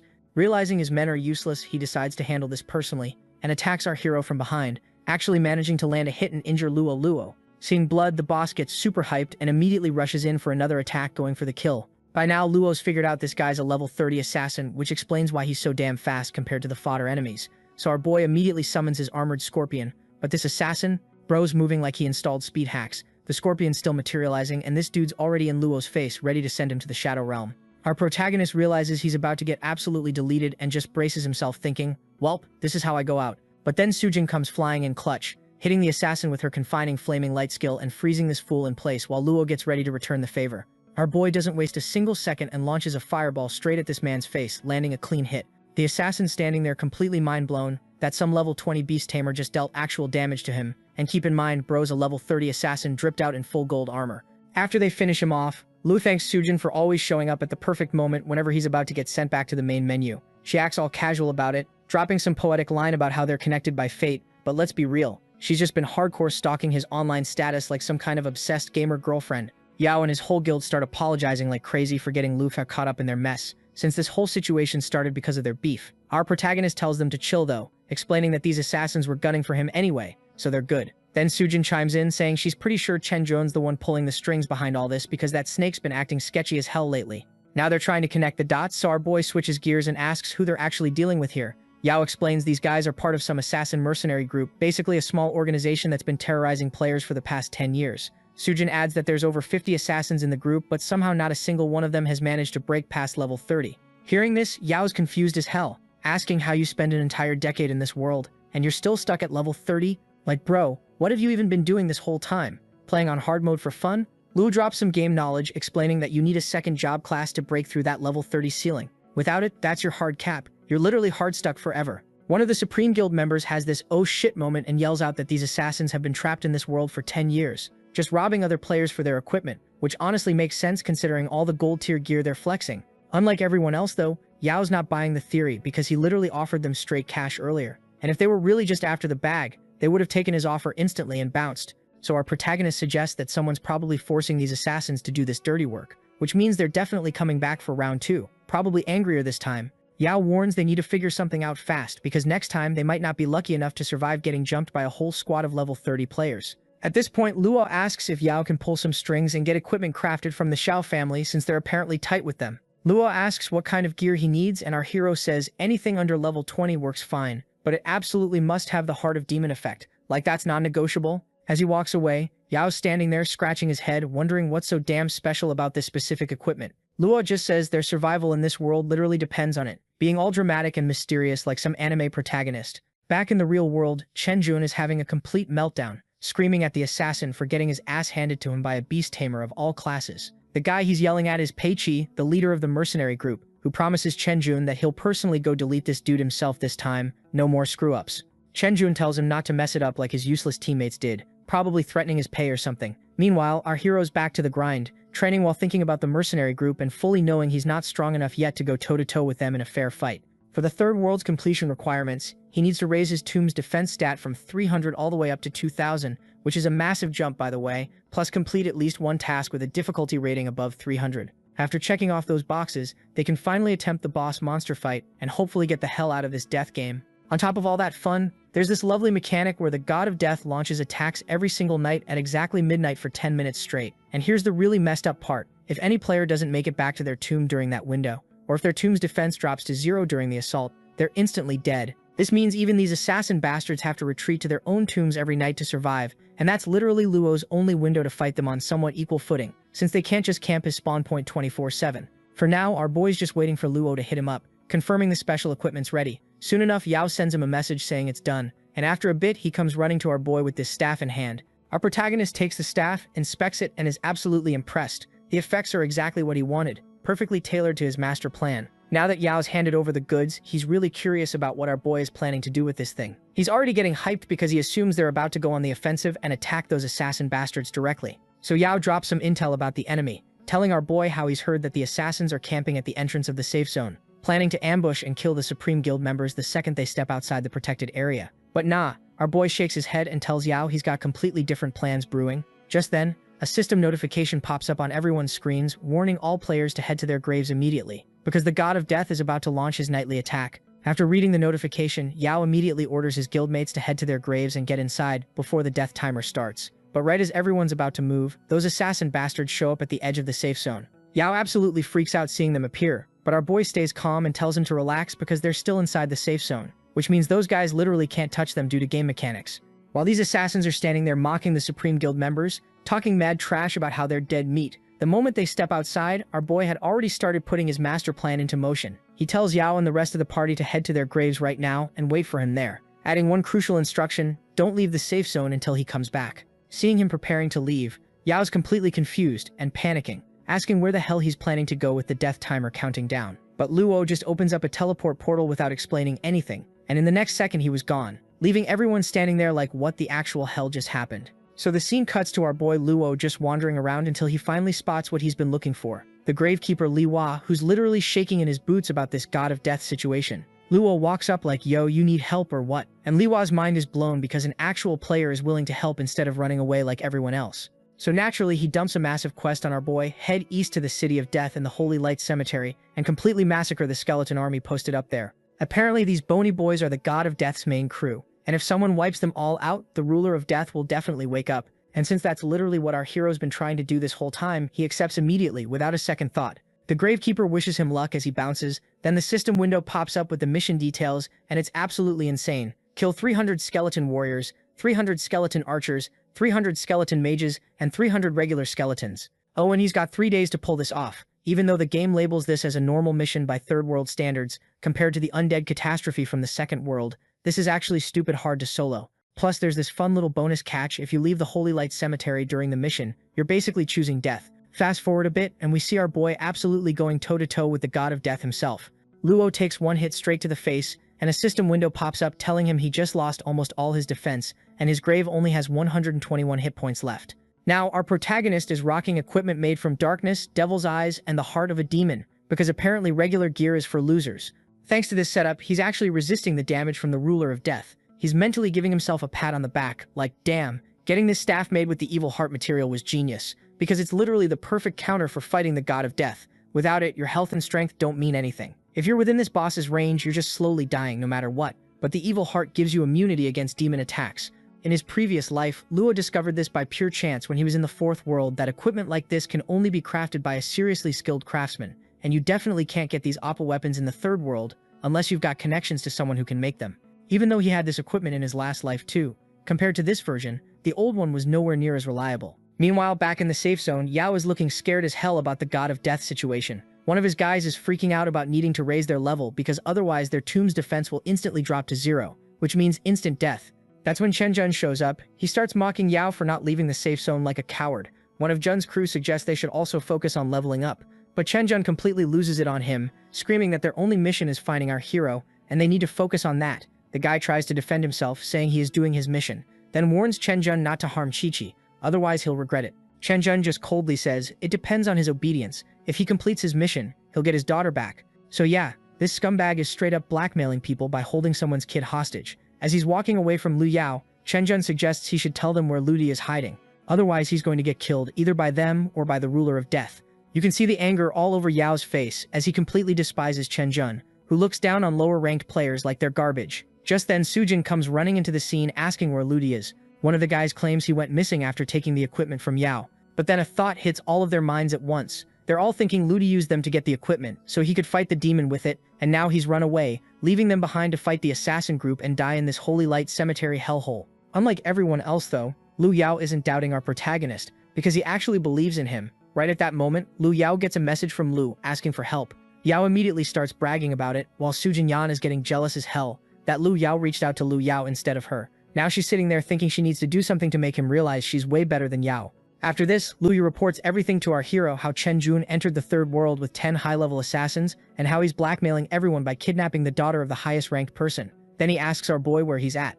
Lu Yao doesn't hesitate and straight up tells him, "I'm in the City of Death." Sometime later, while walking through the City of Death, Sujin's like, "Yeah, this isn't going to be easy. Most of these monsters are between levels 25 and 28. Right at that moment, a hand bursts out of the ground, which makes Sujin scream like it's a horror movie. As the monster's about to attack her, someone freezes it with an ice cone technique out of nowhere. Then a hand reaches out to hold her. It's Lu Yao. While holding Sujin by her waist, our hero casually kills the monster, and Sujin's face is turning red because she's feeling shy as hell. Luo just saved her again, just like he did in the first world, and she's definitely catching feelings. Meanwhile, back in the safe zone, these dudes are gossiping about Chen Jun and their own leader, who helped Jun clear the second world. One guy can't wrap his head around why their leader would do that, while another's like, "Bro, don't think too much of it. As long as someone throws cash at him, he'll literally do anything." The assassin whose daughter is being held hostage by Chen Jun is just sitting there plotting our boy's brutal murder in his head. Then he spots someone with a cloak over their head, booking it out of there. He tries to catch them but fails miserably, so he just shrugs and thinks, whatever, they're dead meat in here anyway. A bit later, this cloak dude approaches Lu Yao and spills all the tea about the assassins, how they're hunting for someone named Zhang Yu and planning to kill him inside the graveyard. Lu Yao shakes hands with the player, tells him the payment's coming, and then basically goes, "Keep your mouth, Lu Yao, about this, or else." The guy thanks him and gets the hell out of there. Meanwhile, one of the Supreme Guild members is like, "Yo, Luo boss totally using us. We should rat him out to the mercenaries and get rid of him."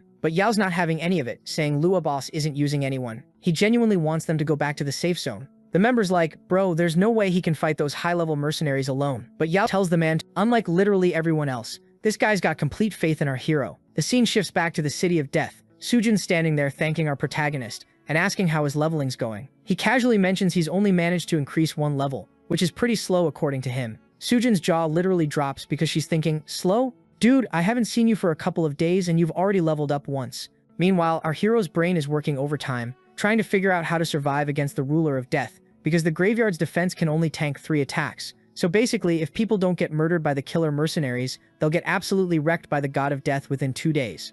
After thinking for a bit, he asks Sujin about potions, saying he needs them ASAP but promises to pay her 120% of what they're worth. Sujin checks her inventory and hands him 6 different potions, all brewed by her sister. While giving him the goods, she realizes he's gearing up for the fight against the assassins, but our hero corrects her. Nah, he needs these to boost his power even more than the mercenaries, and it needs to last at least 3 days. Since humans have actual limits in this world, unlike some isekai protagonists we know, Sujin gets worried about him pushing too hard, but Luo's like, nah, I have to do this. Seeing how determined this idiot is, she offers to help out. The problem is, our protagonist doesn't want her getting involved because these monsters are seriously dangerous, and he'd rather not have her death on his conscience. She whips out some new equipment and goes, look, with this gear, I won't fall behind. Our boy lets out this nervous laugh and finally caves, agreeing to let her tag along. Now he's scrambling to remake his entire strategy because he actually wants to keep her alive, while Sujin's over here all excited to fight alongside her crush. This mission's going to last 3 days, and with where they're at right now, they'll have to grind like absolute maniacs to level up and upgrade the equipment from his past life.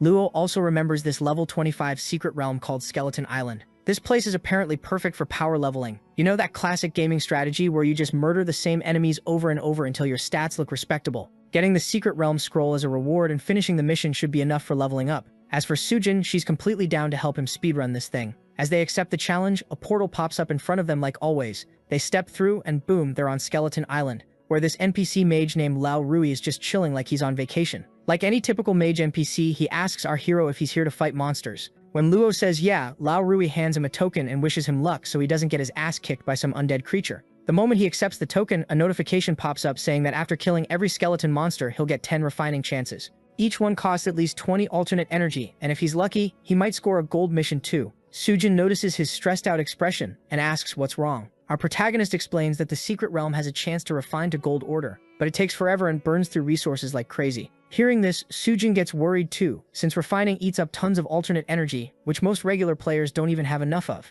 Our boy glances at her with this cocky smirk and brags, I'll never run out of alternate energy. Now they push forward to complete the mission, slashing through monsters left and right. After fighting what feels like a million demons, the order still hasn't changed to gold, and Sujin's looking absolutely exhausted. I mean, can you blame her? They've been grinding for hours at this point. After even more monster genocide, he finally manages to refine it to gold order. Now he's got exactly 2 hours to level up before the order disappears again. And folks, you know our glorious idiot. This man is always ready to throw hands and is more than pumped to level up. Looking at the golden order, Luo's like, yo, we got this. Because unlike everyone else, we're stupidly lucky. Sujin, on the other hand, is thinking their success is actually because of his unlimited alternate energy. Now they're getting ready to fight the death god, which could show up literally any second. Since the golden order only lasts 2 hours, they have to head back to the secret realm first, because there are some high-level dungeons there that'll definitely help them clap some enemies. But first, using the golden order, Lua upgrades Skull Island into a hidden secret realm. Their mission? Kill 40 skeleton warriors and the guardian who just so happens to be the skeleton general Hera. The portal opens up in front of them, and this level 26 physical-type boss monster comes riding out on a horse with a whole skeleton army behind him. This boss monster immediately orders his crew to wipe out anyone who steps foot in their territory. Seeing this absolute unit, our hero suggests luring the skeleton squad away because fighting these high-level monsters head-on would be suicide. Smart thinking for once. As planned, Lua and Sujin start booking it, while the skeleton army chases them down. Our protagonist asks her how many she can control at once, but Sujin has no clue since she's never actually tested it before. So our hero tells her to hide somewhere and control as many monsters as she can, which will make killing them way easier. Moving forward, he's now standing directly in front of the skeleton army like he's challenging them to a dance-off or something. The second they charge at our hero, he yells at Sujin to make her move. She starts controlling them while our protagonist roasts them alive using fire attacks. It's like watching someone play a tower defense game, except he is the tower.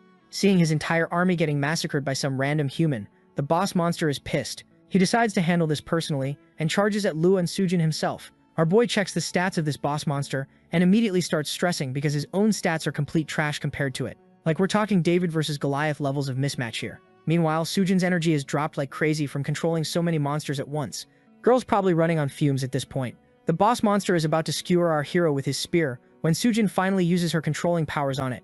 Talk about clutch timing. Seeing his only chance, Lua unleashes everything he's got and absolutely demolishes the demon with a massive attack. Sujin praising our boy while he asks her to help him with something else. On the flip side, the boss monster is already trying to get back up because apparently it's not dead yet. The scene shifts to Chen Jun, who's standing right in front of the secret realm portal, looking all menacing. His guild members are asking why the hell he's just standing there like a creep, and he explains that since the rules changed after the realm got activated, he's blocking outsiders from entering because he wants to find out who activated it. Chen Jun then orders his men to kill whoever comes out of the portal. What a welcoming committee. Just then an announcement pops up about the first person who cleared the secret realm, and it's none other than Su Zhen Yan. Seeing her walking out of the exit, Chen Jun gets excited and asks if she's the one who activated it. When she confirms it, Chen Jun starts yelling about how he would have closed the entrance to help her if he'd known. Yeah, sure, buddy, we totally believe you were going to help out of the goodness of your heart. She fires back saying she doesn't want anyone's help and actually wants to keep all the rewards for herself. She did the work, she deserves the loot. As she's about to walk away, one of the killer mercenaries stops her,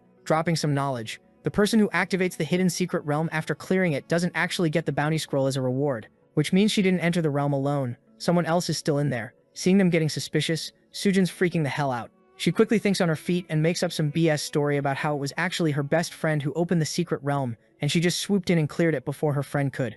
The assassin's not really buying it though, and keeps pushing, asking about this mysterious friend. Sujin says her friend already dipped, then she gets all aggressive and starts going off on Chen Jum, yelling at him for letting his goons interrogate her right in front of him. And folks, as we know, when it comes to Sujin, this bastard thinks from his little head instead of his big one, so he immediately tells his goons to let her go. As she's walking away, Jun tries to shoot his shot like the simp he is, and asks her out for a meal. Cedric immediately lures him down, telling him to stop following her. After she's gone, Chen Jun turns to one of his guys and asks if he's absolutely sure Ludus is still trapped in the safe zone and not running around in the secret realm. His guild members confirm they saw our protagonist trying to leave earlier, but couldn't get past the guards at the entrance. Since tonight's the last night, Jun makes it crystal clear that Ludus cannot get out before midnight. Why? Because after that, his tomb's defense drops to 0, which means instant death. Then the scene shifts to Cedric, who finally makes it to the woods and calls out for our boy. Right on cue, our protagonist steps out from behind this massive rock. The second she sees him, she starts rambling about how terrified she was that Chenjun might have spotted him after she came out of the portal. She also asks if Luda knew Chenjun and those mercenaries would be camping outside. Luda explains that since Chenjun hired such expensive assassins, it was pretty obvious he'd show up to see who bagged the rewards and probably try to rob them blind. Cedric finally gets why our hero asked her for that favor back in the secret realm to deliver the final blow on the monster, so his name wouldn't pop up in the announcement and blow his cover. Our boy apologizes for using her like that, explaining he didn't want any drama after his identity got exposed. But Sujin's cool about it and says she's actually happy to help. Now they finally get a chance to breathe and start checking out their loot. The first reward is this insane magic shield that looks sick as hell. The only problem now is figuring out how to sneak back into the holy cemetery without Chenjun noticing. Once they pull that off, they can officially hit level 25 and start flexing. Sujin suggests using her sister's connections to help out, since the enemy is level 30, which means their current strength isn't going to cut it. But our hero gently puts his hand on her head like she's a puppy, and tells her to stop worrying so much. Sujin's face immediately turns red, and she gets all shy and flustered. In her excitement, she whips out this bounty scroll she grabbed earlier and asks if they should crack it open. Now, quick info dump, because the author wants us to know this stuff. Tasks in the alternate world are split into 3 types: regular, hidden, and bounty quests. Hidden quests are super rare and basically jackpot material. Bounty quests have the highest uncertainty, but their rewards aren't as insane as hidden quests. Also, they've been chugging potions like alcoholics the past few days, so they desperately need a chance to make more money before they go broke. As they crack open the bounty chest, a monster just spawns out of nowhere. They're still trying to process what's happening, when the system congratulates them on pulling a level 28 Golden Shelton King monster and asks if they want to upgrade the completed task. Since Sujin has absolutely no clue what that means, our boy explains that choosing to upgrade means throwing away their current rewards, and if they fail, all their hard work goes straight down the toilet. Lua admits he might have chosen to upgrade if he was solo, but he doesn't want to risk getting exposed to Chenjun after all the sneaky shit they just pulled. But Sujin, being the risk-taker she is, insists they should take this rare opportunity before Chenjun finds out about it and ruins everything. Our hero thinks about it for a second, agrees with her logic, and accepts the upgrade. A notification pops up announcing the hidden quest upgrade: Hunt the Shelton King. They've got exactly 1 hour to complete it, or they're screwed. Looking at the reward list, Sujin's hyped as hell, but our hero knows this is going to be tough as nails since there are only 2 of them, and this thing's a level 28 king monster. Not exactly a fair fight. Suddenly they hear people whispering nearby about the boss monster spawning in the area. Luo quickly covers Sujin's mouth with his hand and hides both of them behind this massive rock.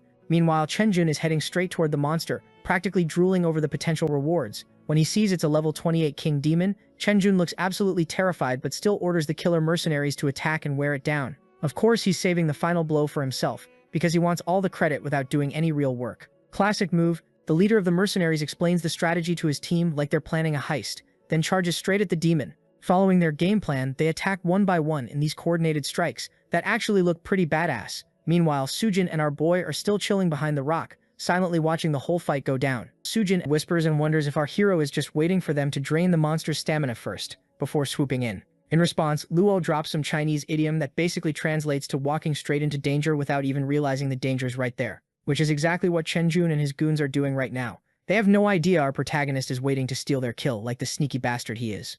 Meanwhile, Sujin's watching these mercenaries throw hands with this boss monster, and she's genuinely impressed, thinking, damn, these guys are pretty strong. Meanwhile, Luo is over here doing the whole tactical analysis thing, noticing how they're working together like a well-oiled murder machine, and yeah, it's actually pretty effective. But then the mercenary leader gets this weird feeling that something's off, like that spider sense tingling vibe, and he starts whispering to one of his crew members about it. In the background, Chen Jun is screaming at the assassins, telling them to hurry up and kill the damn monster already. One of the assassin members sees an opportunity here and starts talking trash about Chen Jun to their leader, basically trying to turn him against Jun, and honestly, it works perfectly. The leader gets pissed as hell, and in his rage he attacks this random rock, except that's the exact rock Luo and Sujin are hiding behind. The rock explodes into pieces, and our two protagonists are just standing there like, well shit. Our boy steps forward trying to play it cool, even though he definitely didn't plan on getting exposed like this. The assassin leader immediately squares up, challenging Luo to a fight because he thinks our protagonist is looking down on them. Then Chen Jun spots Luo and absolutely freaks out, yelling, "What the hell are you doing here? You're supposed to be stuck in the safe zone." And it gets even better because Sujin's there too, but she just hits him with the worry about yourself instead of me, which makes Chen Jun even more furious. This man is so mad he orders the mercenaries to execute their deal, and the leader tells his guys to round up everyone from the safe zone. The assassin leader dashes at our protagonist with some serious speed, and Luo, being the gentleman he is, pushes Sujin out of the way and takes the hit himself, hitting the ground hard. The mercenary's standing over him talking that big game, saying he'll kill Luo with his own hands, but Sujin isn't having it. She jumps in saying she'll never let anyone harm our boy, and while she's got the mercenary distracted, Luo pulls off some absolute anime protagonist shit and uses 3 magics at the same time on this guy, leaving the leader pretty damn injured. Meanwhile, the boss monster is going completely berserk, and the other assassins are getting their asses handed to them, screaming for help. The leader glances at Luo and Sujin, then dashes toward the monster while our boy's thinking, how can I finesse this situation and get the kill? So he suggests they focus on killing the boss first. Cut to the safe zone, and Luo and his crew are having a whole crisis meeting about how to survive.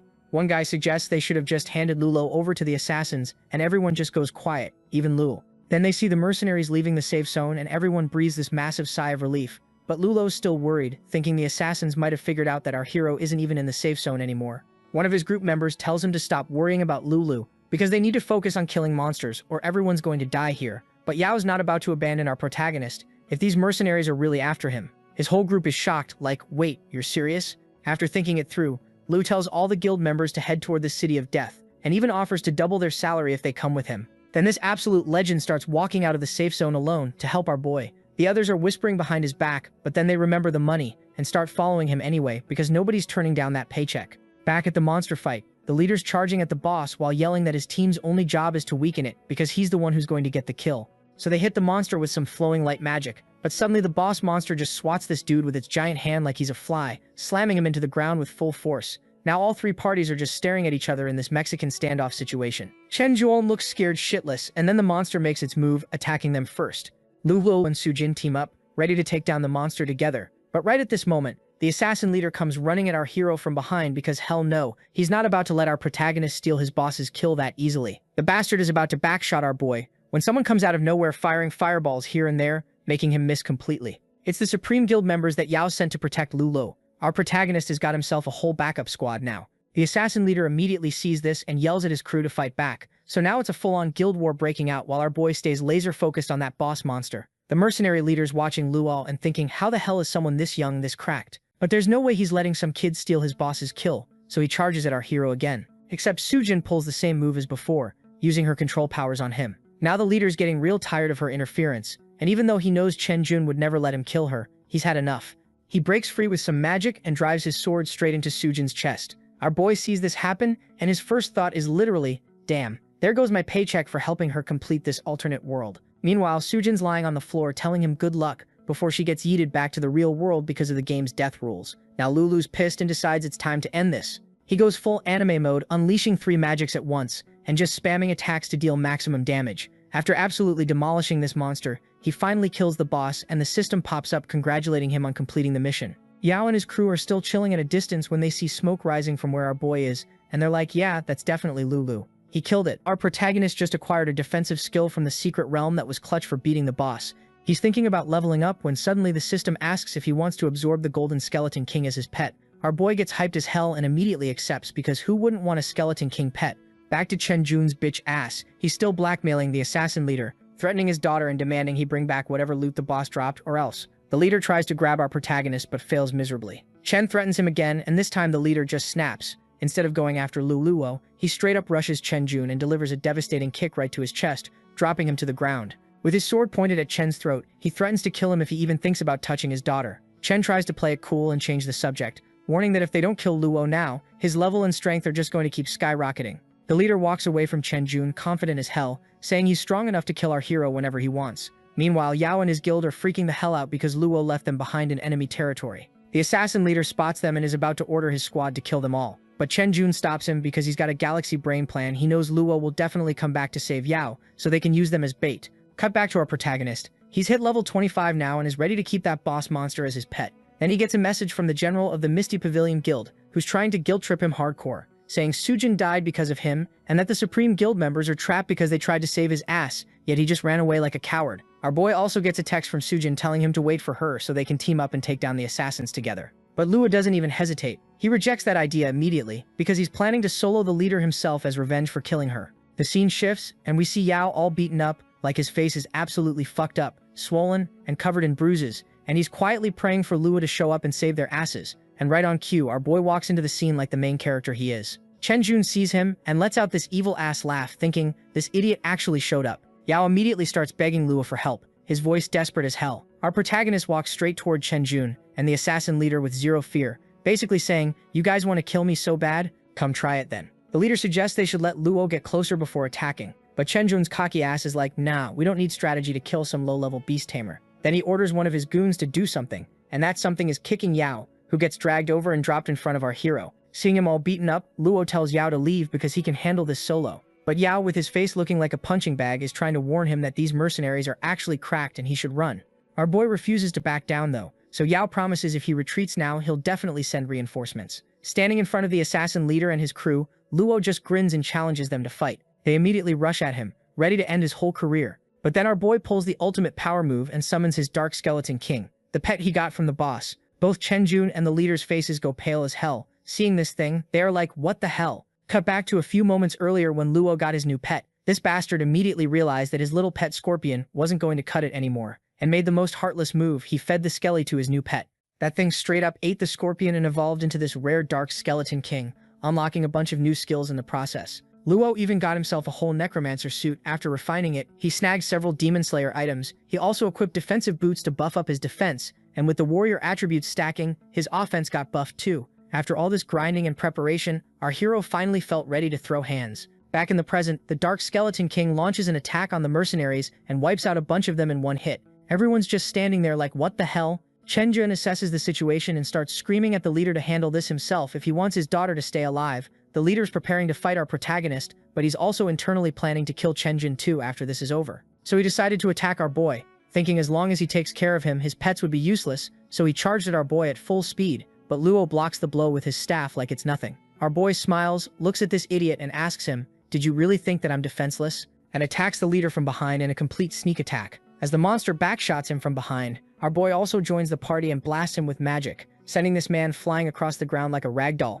The mercenary leader's lying there in complete disbelief, probably thinking, how did I get violated this badly? The other mercenaries are trying to fight the Dark Skeleton King but getting absolutely cooked. The assassin leader realizes what's up and yells at his crew to focus on killing Luo first, since he's the one controlling this monster. He breaks down the strategy. Two high-agility mercenaries need to distract the skeleton, while everyone else jumps our protagonist. They rush at our boy and one of them is about to land a hit, when plot twist, the Supreme Guild members that Yao sent finally arrive on the scene. Their leader steps forward and introduces himself as Li Xiao Yao, the vice president of the Supreme Guild, basically saying, "The cavalry's here, bitch." Our boy thanks him but also tells them they can dip whenever, if things get too dangerous, because he's not trying to get them killed. Xiao Yao's like, "Nah, we're good," and orders his men to advance.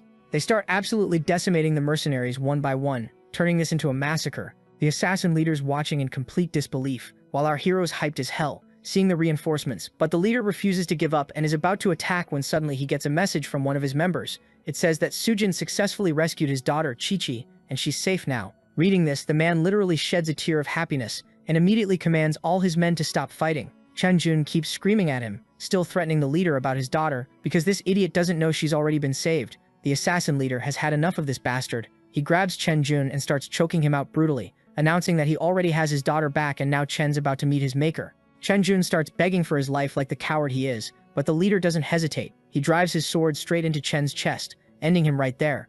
Luo asks the assassin leader if he is not a bit concerned about killing Chen Jun, since the guy was dangerous, but the mercenary leader just says his family comes first. After that, he falls to his knees and apologizes to our boy, asking him to thank Sujin on his behalf. He even promises to try to make up for all the lives he's taken. But then Xiaoyao steps up and drops the bomb. 235 of their guild members were killed by these mercenaries, and now they want revenge. All the assassins are terrified as hell, but their leader orders them not to move. Meanwhile, Lu is standing there ready to end the leader because he's got a strong urge to avenge Sujin. As the boss man was dying, he was thinking how this damage is abnormal. He's sure our boy is not a normal guy, huh? Like, what the hell, bro? Think about your daughter or something.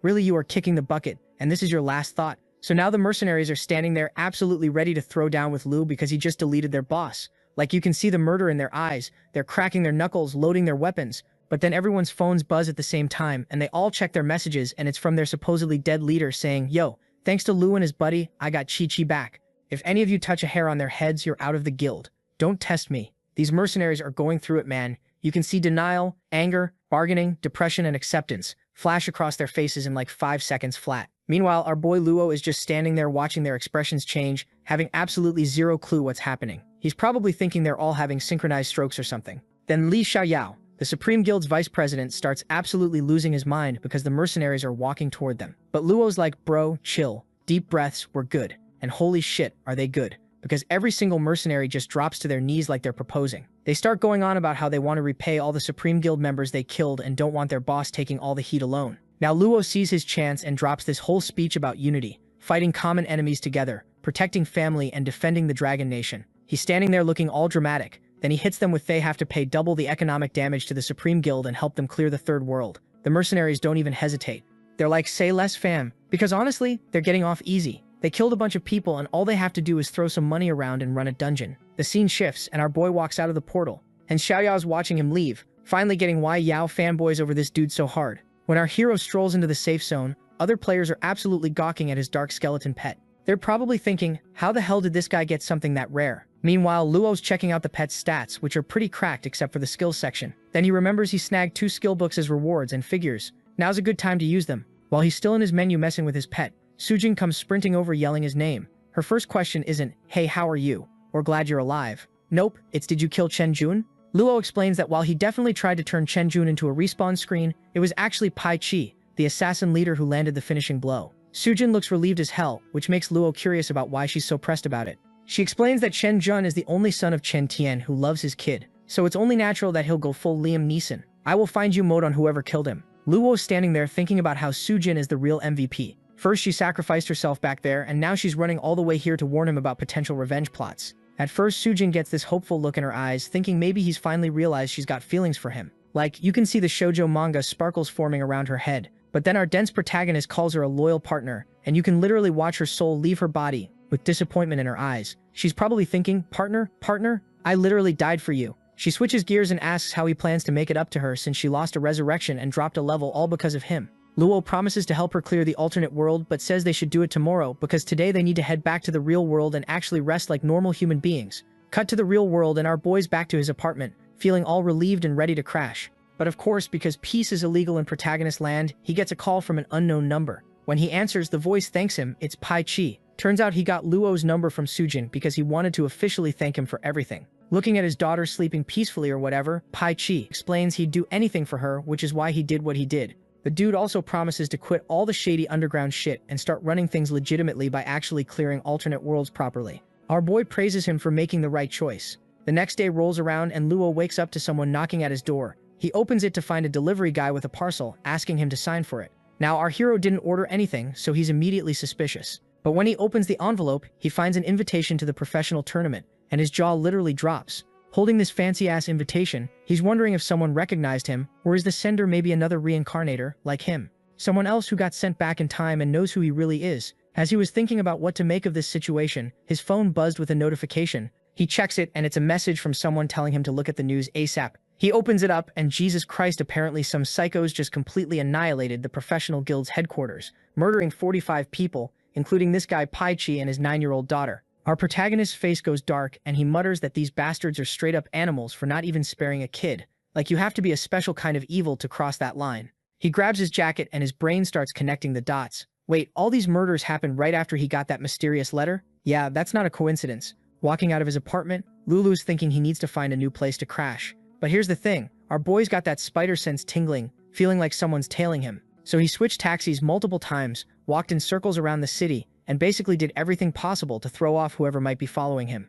After playing 4D chess with his potential stalkers, he finally ends up in front of a real estate agency. A girl opens the door and asks if he's apartment hunting, and our boy confirms. A lady with a specially big heart receives him, and she immediately starts her sales pitch, describing this perfect place she thinks would suit him, then asks if he wants to check it out right now. Luo's like, yeah, let's do it. Fast forward a bit, and they're standing in this house in the Xiaoding community. The agent's going on about all the advantages, good neighborhood, convenient location, all that real estate agent stuff. Our protagonist walks around, checking the place out, and after a quick look decides, alright, I'll take it. The agent's eyes light up like she just won the lottery, and she immediately starts talking contracts and paperwork. Right then, his phone rings. It's Sujin Yan asking if they're still teaming up to clear the third world together. She also mentions she's already rented a place and will send him his share of the money. Cut to Luo standing in his new apartment, mentally preparing himself to dive back into the alternate world.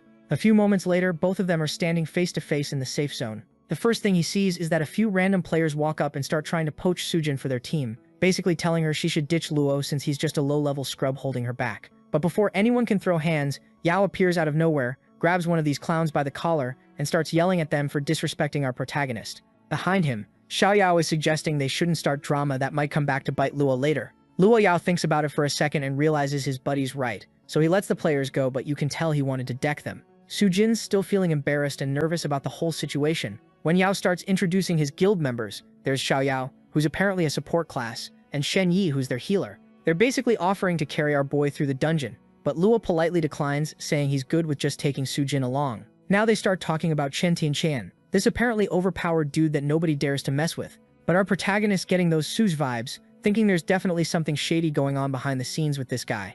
Sujin's worried though, reminding Luo that he also had beef with Chen Jun before, which means he's probably on his hit list too. But our boy just tells her to chill, confidently saying he can handle whatever gets thrown at him. Meanwhile, Luo Yao and his guild members are standing there watching this whole interaction, and you can see the jealousy written all over their faces like, damn, why does Luo get all the attention? Suddenly our protagonist turns around and asks them if they're ready to go. They all shout yes in unison. Right on cue, a system window pops up asking Luo if he's really sure about challenging the third world boss. Our boy doesn't hesitate, he taps yes, and boom, a massive portal tears open right in front of them. They step through the portal, and a system notification hits them in the face.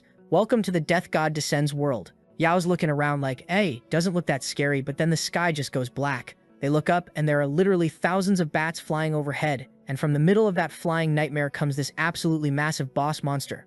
Lu Yao's face just drops. He realizes they're about to throw hands with the god of death himself, and this isn't going to be easy. Our boy Luo immediately pops his detect skill to check out boss's stats. After looking at the numbers, he's like, "Aight, this boss is definitely stronger than the last one, but with my 2 pets and this undead gear, we're good." The boss lets out this insane scream, and suddenly the ground starts splitting open as a dark skeleton king, and a whole army of skeleton warriors start crawling out. Luo doesn't even blink. He summons his pets and tells them to wipe out every monster they see. Then he just casually launches a flaming missile, and deletes a massive group of enemies in one shot. Shoni's standing there with her jaw on the floor, completely losing it, that our boy just obliterated an entire squad with one attack while everyone else is out here struggling to kill a single skeleton warrior. Now Luo breaks down the plan. He's going to 1v1 the boss while everyone else clears the trash mobs. He also tells Luo to park his ass somewhere safe, since the dude's got 0 revives left and literally can't afford to die. Sujinga and Sheni are hyping Luo up, but then Xiaonia looks around confused like, yo, where's Guildmaster Yao? The camera cuts to Luo hiding behind a rock in the distance, yelling that he's going to protect himself by staying as far as hell away from the fight. Back to our boy, and he's thinking how his new pet is clutch for this boss fight. While the skeleton warrior pet handles crowd control on the smaller enemies, our boy charges straight at the god of death. The dark skeleton lands a nasty hit right to Kaiser's face, and Shani's freaking out, screaming that even a level 30 boss is getting absolutely destroyed by Luo's pet like it's nothing. Meanwhile, our protagonist also going crazy on the boss, landing hit after hit. Their combined beatdown keeps shocking Shame, while Xiaoyao is trying to stay focused, reminding herself to keep healing. The fight goes on for several minutes back and forth, trading blows until finally Luo lands the finishing strike and deletes the boss from existence. The system immediately congratulates the whole team for beating the boss, and everyone goes nuts celebrating since they're literally the first team to ever clear the third world. Luo tells Sujin and Yao they should camp out in the third world for a few more days to grind levels, which will make the fourth world way easier when they have to face those monsters. Both of them agree it's a good plan and decide to stay longer. Fast forward a bit and our protagonist is back in his apartment, ready to knock out before diving into the fourth world. He walks in without turning on the lights and heads straight for his bed, just wanting to pass out. But then he feels something. His hand touches something squishy and he freezes. There's someone else in his bed. Our boy jumps up in complete shock and holy hell, the scene before him was enough to make any grown man happy. Probably their little buddy too. But nah, this idiot instead of enjoying it. So our boy immediately dips out of the room and speed dials his realtor asking, "Yo, what the hell is this place supposed to be shared or something?" And this woman has the audacity to act like she told him about this beforehand, straight up gaslighting him. Our protagonist is sitting there like, "I know damn well you never mentioned a roommate." But instead of apologizing like a normal person, she flips it on him, going full Karen mode, screaming about how her team worked their asses off, finding him this apartment, and now he's got the nerve to complain when he never said he didn't want a roommate. Our boy's just standing there having an existential crisis like, hold up, so somehow this became my fault. He tells her to find him a new place ASAP. She agrees but makes it clear it's going to take some time. Still standing by the door where the girl passed out cold, Luo pulls out that invitation letter he got earlier for the tournament. It's for the 100th professional competition game, happening in 2 weeks. And man is locked in. See, in his previous life, he died before he could ever make it big. So this time around, he's determined to compete and actually make a name for himself. The only problem? He needs to hit level 30 first if he wants to qualify for the Pro League. And since he can't stay here because of the lady, he decided to hit up the alternate world. As he was about to step into the portal, his phone buzzed with a text from Yao asking for a favor. Meanwhile, in the third world called Shadowland, Yao's standing there with 3 girls who are absolutely roasting him, asking if he can actually pull this off because he doesn't look capable at all. Yao's trying to save face, confidently saying even if he can't handle it, his big bro definitely can. Right on cue, Lu materializes into the alternate world, and these girls immediately start judging him because he's a beast tamer, apparently the most trash class in their eyes. Yao's practically on his knees begging our boy to join the team and help them out. Lu just laughs, calling him out like, "Bro, you're really doing all this just to impress some girls?" Then Yao explains the actual quest they need to smoke the level 27 skeleton boss. The thing is, Yao already sent his guys in there, and they all got absolutely demolished. So Lu is literally their last hope. Walking into the boss skeleton zone, our hero tells the group to wait outside, but these girls keep running their mouths, convinced he's all bark and no bite. Literally 3 minutes later, our protagonist casually strolls back out from the exit. One of the girls immediately assumes he got his ass handed to him and rage quit. Lu tells Yao the monster's handled and says he's got to bounce for other stuff. Yao's out here hyping up our hero like he's his personal hype man, while the girls frantically check their system notifications, absolutely shook that he cleared the boss that fast. After confirming the quest's actually complete, 2 of them start sweet-talking Yao, who reminds them about their little bet they promised to be his girlfriends for 7 days if Luo could pull it off.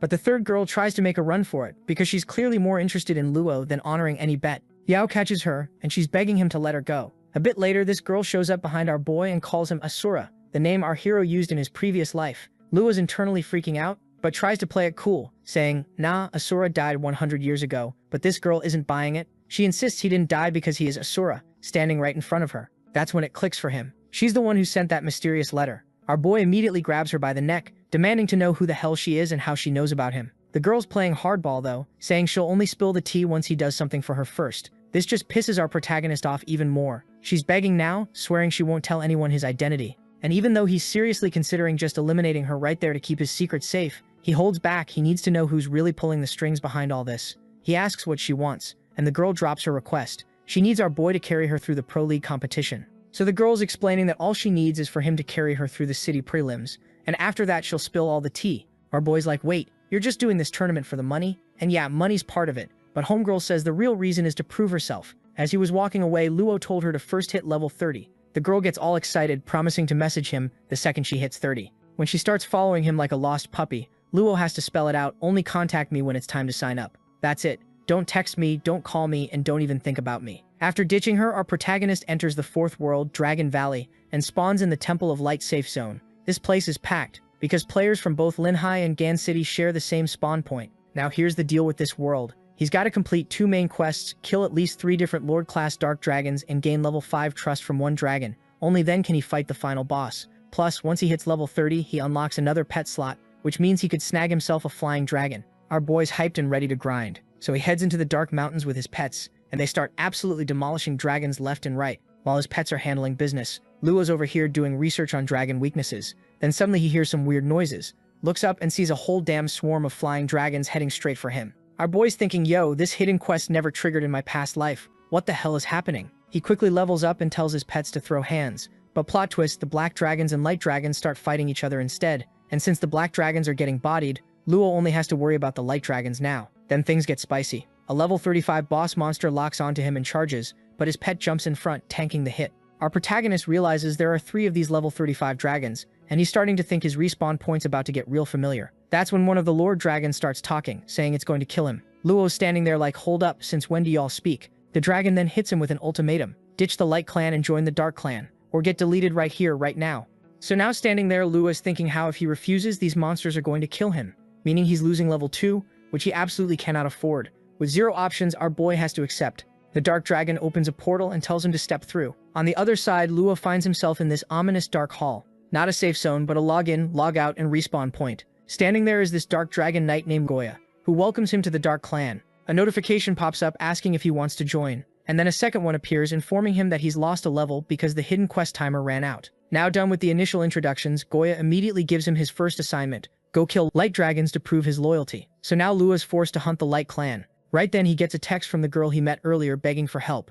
Our boy hits her with the nah, but she refuses to take no for an answer, saying she'll tell him something about Asura if he helps. That gets his attention, so he fast travels back to the third world, where she's waiting alone in the City of Death, looking all desperate. She explains that right before the quest, her friends ditched her, and with only half a day left, she had no choice but to hit him up. Luo doesn't care about the sob story. He just wants to finish the quest and bounce. Then out of nowhere, Sujin shows up. She sees our boy and is like, wait, what are you doing here? Then she notices the girl he's with, and homegirl's panic levels go from 0 to 100 real quick. She blurts out that she's Luo's cousin, Ning Tian, because they have to keep this whole arrangement secret. Sujin gets all excited seeing Luo's cousin, and asks to join the quest, and now our boy's stuck in this awkward 3-person party. Fast forward and Luo and Jin are tag-teaming zombies while Tian's watching from the sidelines feeling useless. She's comparing herself to Sujin, thinking, damn, she's cracked at this game and I'm just here collecting participation points. While she was finishing the quest, some of her friends saw her and snitched to Brother Dai that his girlfriend's out here playing co-op with another dude. Meanwhile, Ning Tian's thanking both of them for the carry. Once Sujin dips, our boy immediately corners Tian about the Asura secret. She told our boy that Asura is living in Linhai City at the Shua Elegance community. Luo's standing there like, how the hell do you know all this? And immediately orders his pet to attack her. His skeleton monster starts choking her out, and not in a fun kind of way, and she's struggling to speak, gasping that she'll explain everything after the competition. Luo realizes this girl's smart enough to use information as leverage, so he tells his pet to let her go. She drops to the ground coughing and gasping for air. He gives her one final warning that's basically a threat wrapped in casual conversation. Only hit me up after you reach level 30. And trust me, deleting your account would be very easy for me if you don't listen. Ling Tian, still recovering from nearly getting her windpipe crushed, promises the secret stays between them and swears on everything no one else will find out. But Luo is still paranoid about how she knows where he lives, so he's thinking it might be time to apartment hunt again. Meanwhile, in the fourth world, this dude named God of War is scrolling through text messages sent by Tian's friends, and it's pretty obvious he's the mysterious boyfriend who's now absolutely livid that she cheated on him. Some guy standing beside him is being a total instigator, saying no one's worthy enough to steal the vice leader's girlfriend and really pouring gasoline on that fire. So far, all they know is that the man Tamu was seen with is a beast tamer with a pet skeleton king, but his actual identity is still a mystery. Since they're currently on a mission, the vice leader decides to put his relationship drama on the back burner for now, and orders his guild members to focus on wiping out all the dark dragons first. Right then, this shadowy figure emerges from the smoke looking all dramatic. As they're squinting trying to figure out who it is, they realize it's our boy standing there with his back turned. The vice leader immediately starts power tripping, declaring that he rules this place and that Luo should bow down and serve under him. When our hero turns around, the whole group is absolutely shook, seeing a new face, finding it hard to believe someone could speedrun the third world that fast. Tian's boyfriend locks eyes with our protagonist and warns him not to go against the God of War guild. Our hero, not really knowing much about this guild and not trying to start beef just yet, since he's got other quests to grind, thinks it's best to just dip. As he starts walking away, the vice leader gets so mad he's about to throw hands, but his own guild members have to physically hold him back, trying to calm this man down before he does something stupid. Now they're all gossiping about Luo, doubting that a beast tamer could have cleared the world that quickly and assuming he must be some top-tier player from Linhai City, since Linhai and their own city are connected in the fourth world. Looking at his next mission, the vice leader says he's definitely killing Luo next time. The mission is a hidden opportunity with a solo boss fight against the corpse dragon. He tells his guild members to help him take it down. After traveling for a bit, they reach the dragon's lair and charge in like they own the place. The vice leader is feeling himself, confident he can smoke these dragons easily. But then suddenly someone standing right in front of the dark dragon attacks him, and this man is in complete disbelief. Luo emerges from the smoke declaring that the boss dragon belongs to him, it becomes crystal clear real quick that this is about to be a problem because both of them want the boss. The vice leader orders one of his lackeys to finish our boy off, but Luo absolutely demolishes him with a single attack. The vice leader can barely process that a level 24 player just got one shot like that, but then something catches his attention. The boss dragon standing next to our protagonist isn't attacking him at all, which is mad sus. Turns out our hero's actual quest is to protect the corpse dragon from these guys, which is honestly hilarious. Moving forward, Luo summons his skeleton king, and the vice leader's brain finally catches up. This is the guy Tien cheated on him with. You can practically see the rage building. Meanwhile, our hero is locked in and determined to complete this quest, especially after fumbling the last one. Man's not about to take another L. Seeing our boy all confident, this bastard gets mad. Man's having a full-blown meltdown because in his head, this dude just stole both his girl and his dragon in the same day. So naturally, he does what any rage-quitting toxic gamer would do and starts screaming at his guild members, ordering his boys to delete our protagonist from existence. Now here's the thing, these poor bastards are already getting their asses handed to them by the dragon, barely surviving, and now they have to deal with this mysterious cracked player who just spawned in like a raid boss? Yeah, these guys are cooked. Our boy Luo starts picking off war guild members one by one soon. Bodies started dropping left and right, and the vice leader finally realized how screwed he was. He swallows his pride and tells his remaining boys to retreat and regroup, promising they'll come back with the full main forces for round 2, because clearly this small squad wasn't cutting it. Now Luo remembers the quest requirements he's got to hold out for 24 hours, so he knows damn well these guys are coming back, probably with their entire Discord server this time. He's like, alright bet, time to dig in and prep for actual war. Then our boy starts thinking about what the vice leader said earlier, that whole stealing his woman accusation, and he's genuinely confused as hell. He's sitting there like, bro, what woman? I don't even know what you're talking about. Afterwards, he sends a message to his homie Yao asking for the tea on this war guild. Who are these guys really? Yao hits him back with the intel. These dudes are ranked 2nd in the entire Jiangning province. And Lu just casually replies, yeah, I just fought them. After doing his research, our protagonist realizes that even though he's built different, he's going to need actual backup for this one, because at this point it's a given that they're bringing the whole squad next time. He tells the dragon to hold down the fort, and dips to recruit some reinforcements. Meanwhile, back in the third world, Sujin finds out that Luo is out here 1v20ing the war guild solo, and she immediately starts panicking. She's actually worried about our boy. Cut to our protagonist standing in this ominous dark hall in front of leader Goya, straight up asking for help. And to his complete surprise, Goya doesn't even hesitate, and immediately agrees to help. Seeing this, Luo is genuinely shocked because the Light Clan, you know, the so-called good guys who are supposed to help people, never help the players. But the Dark Clan? These guys are out here offering backup with zero hesitation. So without wasting a single second, he explains the whole situation. The Corpse Dragon Protection Quest, the incoming Mega Raid, all of it. Goya puts a hand on his shoulder, all dramatic and mentor-like, promising they'll make sure he completes the quest like it's a blood oath. Right then, Luo gets an emergency notification flashing on his screen. The Corpse Dragon is under attack right now, and he needs to get back ASAP before it gets deleted. He teleports back immediately while Goya is standing there dramatically declaring, "Darkness will always be there to support you." Back at the Corpse Dragon zone, it's absolute chaos. The main forces have arrived with what looks like half the server, and they're going all in on that dragon.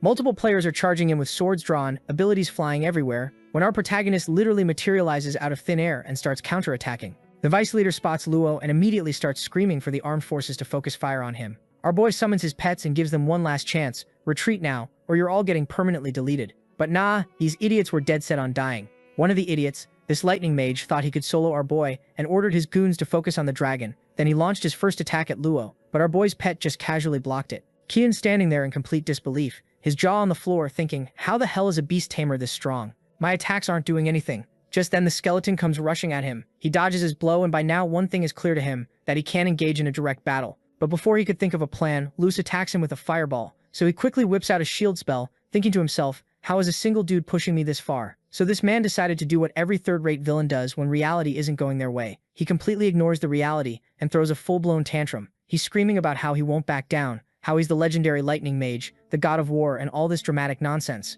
Our boy just looks at him and says, bro, put these foolish ambitions to rest. Even if you and your entire guild throw everything you've got at me, you're not winning this fight. And right as he finishes that sentence, a massive swarm of dark dragons appears in the sky. Yeah, this is the backup our hero called in earlier. Seeing all these dragons roll up, Tamian's face goes pale, and our protagonist is just sitting there grinning like, so y'all still want to keep fighting, or? Tamian takes one look at the situation, does the mental math, and orders the war guild to retreat. The vice leader's standing there in complete shock because this is a hidden quest. He absolutely cannot afford to lose. But the guild leader's not about to let his whole squad get massacred just for some quest rewards. Then Tamian starts piecing things together. Why aren't the Corpse Dragon and Lord Dragons attacking the Beast Tamer? It finally clicks that Lu is here to protect them, which means completing their quest is literally impossible now. The vice leader eventually agrees to retreat, but Chen makes sure to hit our boy with the classic villain line, "We'll definitely meet again." Meanwhile, the vice leader's still absolutely fuming at our protagonist because of the whole misunderstandings friends caused. Man's got beef over something that isn't even real. Fast forward 24 hours and the quest complete. All the dragons are sprawled out on the ground resting, and Luo's just chilling on top of one like it's a damn couch. The system notification pops up, congratulating him on successfully finishing the quest. Our boy pets the corpse dragon and tells it, "Alright, you're free to go now." As all the dragons take off into the sky, Luo checks out his rewards. His trust level with the Dark Clan jumped to level 3, which is clutch. With these new rewards, he can easily upgrade his pets, and his next goal is hitting level 30 to unlock that second pet slot. Plus, he's saving the rare rewards for later, because our boy's playing the long game. Right then, he gets a message from someone begging for help, and he's like, might as well check it out. Cut to the City of Destruction, where it turns out the message was actually sent by Tian's boyfriend as a trap. Homeboy's standing there thinking our protagonist probably won't even show up. Mid-conversation, Luo just materializes out of nowhere, and they're all standing there like, wait, he actually came?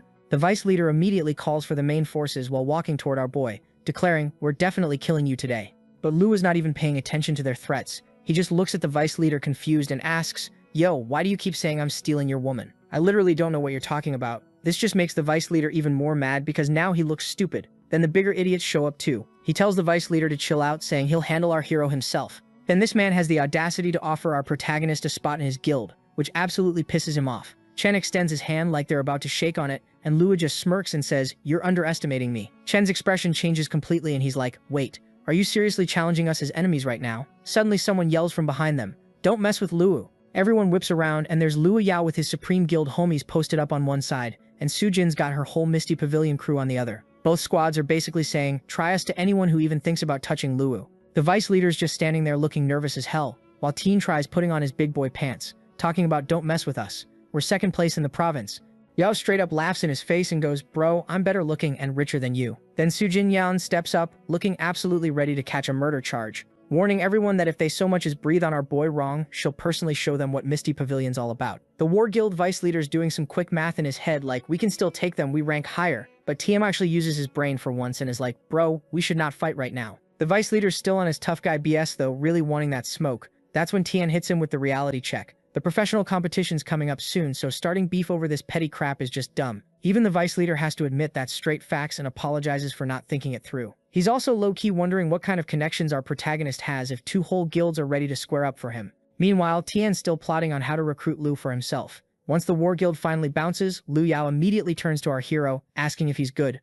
Lu Yao's like, "Yeah, I'm fine," but Sujin is still pissed about the whole thing. Then our protagonist asks the obvious question, "Wait, why are you guys even here?" And both Sujin and Yao blurt out at the exact same time, "Join my guild." They both freeze, lock eyes, and immediately start beefing over which guild Luo should pick. It turns into a straight-up bidding war. Sujin Yan's throwing out "Name any salary you want," literally whatever, while Yao's over here promising, "I'll hook you up with different girls every day." Sujin absolutely loses her mind and screams at Yao for being shameless, but this man doubles down like, "Look, it's just what guys want, and joining Misty Pavilion isn't going to fulfill that." Sujin's so frustrated she just screams out, "I can fulfill all his desires." The second those words leave her mouth, she realizes what she just said and starts frantically backtracking while Lu and Yao are just standing there in dead silence staring at her. In the end, our protagonist rejects both of them, saying he's just focused on leveling up right now. He walks off, leaving these two guild leaders just standing there. They're watching him go when they notice he's heading in the completely wrong direction. Cut to the real world where Ningtian's boyfriend is doing research on the Dark Clan. When he finds out Luo joined them, he discovers there's this hidden quest tied to the Dark Clan that's supposed to be so insanely hard that nobody even bothered attempting it because everyone thought it was fake. His eyes light up like, "This is how I finally beat Luo." Back in the game, Sujin, Yao, and a bunch of other players are trying to calm down this divine dragon that's absolutely losing its mind because someone stole its egg. Then they look back and see our hero just casually chilling there, meaning he's here for the quest too. They're like, "Yo, want to team up to fight the dark dragons?" But Luo's like, "Nah, my mission is actually to fight the light dragons," which confuses the absolute hell out of everyone. That's when they spot a level 35 light dragon in the sky looking mad as hell, probably about those missing eggs. Since Sujin and Yao weren't involved in the egg heist, they're like, "Not our problem, lol." But then the light dragon starts attacking our protagonist specifically. Meanwhile, Sujin and Yao are still completely in the dark about what's happening, trying their best to calm down this pissed-off divine dragon. Meanwhile, Lu is standing there with his shield up thinking he's safe. But nope, he still eats 2720 HP worth of damage like it's nothing. The dragon's absolutely relentless, just going full berserker mode, and eventually Lua's shield literally explodes into pieces, forcing our boy to backpedal real quick. Everyone's standing around scratching their heads like, "Yo, why does this dragon have such a personal vendetta against this guy specifically?" But dragons can literally smell their own eggs, So it's painfully obvious who the egg thief is. Luis Lidio's brain finally catches up, and he gets super excited putting the pieces together, while Lu is over here trying to gaslight everyone like, what? Me? Steal eggs? Never heard of her. Which, by the way, makes him look even more guilty, since the dragon is literally only trying to murder him and ignoring everyone else. Maybe the dragon's picking up on something else too, like the fact that our boy is actually part of the Dark Clan. Either way, Lu is not taking chances, and immediately summons his whole pet squad to body block for him. But these attacks are chunking their HP bars so hard that it's becoming crystal clear. If this fight goes on much longer, our protagonist is going to be dragon food. But it turns out this entire mess was a setup by the vice president of the War Guild. Sujin and Yao both start screaming orders at their guild members to help our boy out. Sujin's fully convinced Lua would never do something like this, so she tries reasoning with the light dragon, appealing to its sense of justice or whatever. But the dragon's not having it, and basically says, show me proof he's innocent, or I'm killing everyone here. And just when things couldn't get more intense, Ning Tian swoops in like the MVP she is, telling the dragon that she can prove our protagonist's innocence. Her boyfriend watching this unfold is seething. Tian Ning whips out an image crystal and plays the actual footage of the real egg thief. And surprise, surprise, it's Vice President Wu of the War Guild, caught in 4K stealing those eggs. She points dramatically at where he's standing on a cliff with his crew, and Wu Di immediately starts losing his mind, screaming at her for exposing him. The light dragon, now knowing the truth, flies straight over to Wu and his group and demands to know where the eggs are. These guys are shaking in their boots because they already sold them. The dragon, absolutely furious, just straight up deletes them on the spot, then pieces out. Sujin rushes over to thank Tian Ning, saying they'd all be dead without her clutch save. Tian's just happy she could finally be useful for once. But our hero? He's got that revenge look in his eyes now, declaring he's about to hunt down every single War Guild member who had a hand in this mess. Cut to the God of War Guild headquarters in Jiong City, where some members are frantically reporting that Vice President Wu and his squad are getting chased by an angry divine dragon. While Luo's out here going full assassin mode, picking off War Guild members one by one. They report all this to their leader Tian, who doesn't even blink. He just orders his men to lock down the fourth world. Nobody gets in, and everyone involved in the egg theft gets kicked out immediately. But then this one dude standing nearby is like, boss, maybe we should think this through. The professional competition is literally about to start. Lin Tan doesn't give a single damn though. He doubles down, ordering them to start recruiting new guild members to replace the trash they're kicking out, then casually drops the bombshell that he'll personally handle that beast tamer himself. Meanwhile, back in the real world, our boy gets a call from his realtor asking if he wants to check out a new apartment nearby. Luo's like, yeah, sure, I'll swing by later today. Cut to some delivery guy standing outside an apartment door. He knocks, and when Ning Tian opens up, the homegirl's face goes white as a ghost because this delivery man is actually Wu Di in disguise. She immediately tries to slam the door in his face, but Wu catches it with one hand like it's nothing and forces his way inside, saying there's no way in hell she's getting away from him. Ning's backing up, scared out of her mind, asking what the hell he wants from her. Wu starts losing it, screaming that she got him kicked out of the guild and completely destroyed his career, and now she has the audacity to join the league with that beast tamer. Ning tries to explain she's not hooking up with Lu's, and was literally just trying to stop an innocent dude from getting eaten by a dragon, but Wu's too pissed off to hear any of it, without even letting her finish. This absolute psycho lunges at her, slamming her onto the bed and pinning her down. Ning is screaming for help, tears pouring down her face, and just when you think this is about to turn into a completely different kind of manhwa, a hand grabs Hua by the collar and launches him across the room like a rag doll. And who shows up? Our boy Luo with the clutch save. Perfect timing as always. The second Ningen sees him, she runs over crying and hugs him tight. Hua, watching this whole thing, looks like he's about to pop a blood vessel from pure rage. Ningen's desperately trying to tell Hua she has nothing to do with Luo, but this man's not listening. He charges at her again, screaming he's going to kill her. But Luo's not having any of that. He hits Hua with a solid strike to the back, then follows up with a punch straight to the face that sends this dude eating floor, blood gushing from his nose and mouth. As Ningen tries again to explain her relationship with Luo, our boy cuts her off, saying he doesn't give a damn about all that, he just heard some crazy noise and came to check it out. But now he's realizing she's the one living next door to him, and there's no way that's just random, so he's like, okay, what's really going on here? She explains she only saw him there once before meeting him in the alternate world. Luo was confused as hell about why she keeps calling him Asura. Ninja reveals she saw that name on some letter that got delivered to him once. She pulls out the letter, and it turns out it's about the professional competition. Our boy's starting to trust her a bit more now, but he's determined to figure out who the hell sent that letter. After leaving her apartment, he hands it back, telling her to keep it. Ningzher begs him to let her crash at his place, since Wu now knows where she lives, but Luo tries to refuse at first. She keeps pleading though, saying she's got nowhere else to go, and she's basically flat broke. Remembering how she saved his ass with that dragon footage, Luo transfers her 100,000 won, his bonus from the city tournament, and tells her she doesn't need to pay it back. As he's walking down the stairs, Ningzher's talking to herself all sad like nobody likes a freeloader and a loser like me. Cut to our boy standing before leader Goya, and it's obvious he's finally earned the Dark Clan's complete trust. Goya's promising him some special task with rare rewards. Plus, Luo just hit level 30 and he's thinking about doing a job change before taking on any new quests. The scene shifts. Our boy enters the test area with his loyal skeleton buddy in tow. Just then, a system window pops up telling him about the trial rules, and then another one appears saying if he dies, he's losing 3 levels. Luo takes a look around and goes, "So this is the Necromancer job advancement quest. Way different than what I expected." Now, without wasting a single second, Luo pulls up the map, checks where he needs to go, and tells the Skeleton King to follow him. They take a few steps, and a hand comes out with the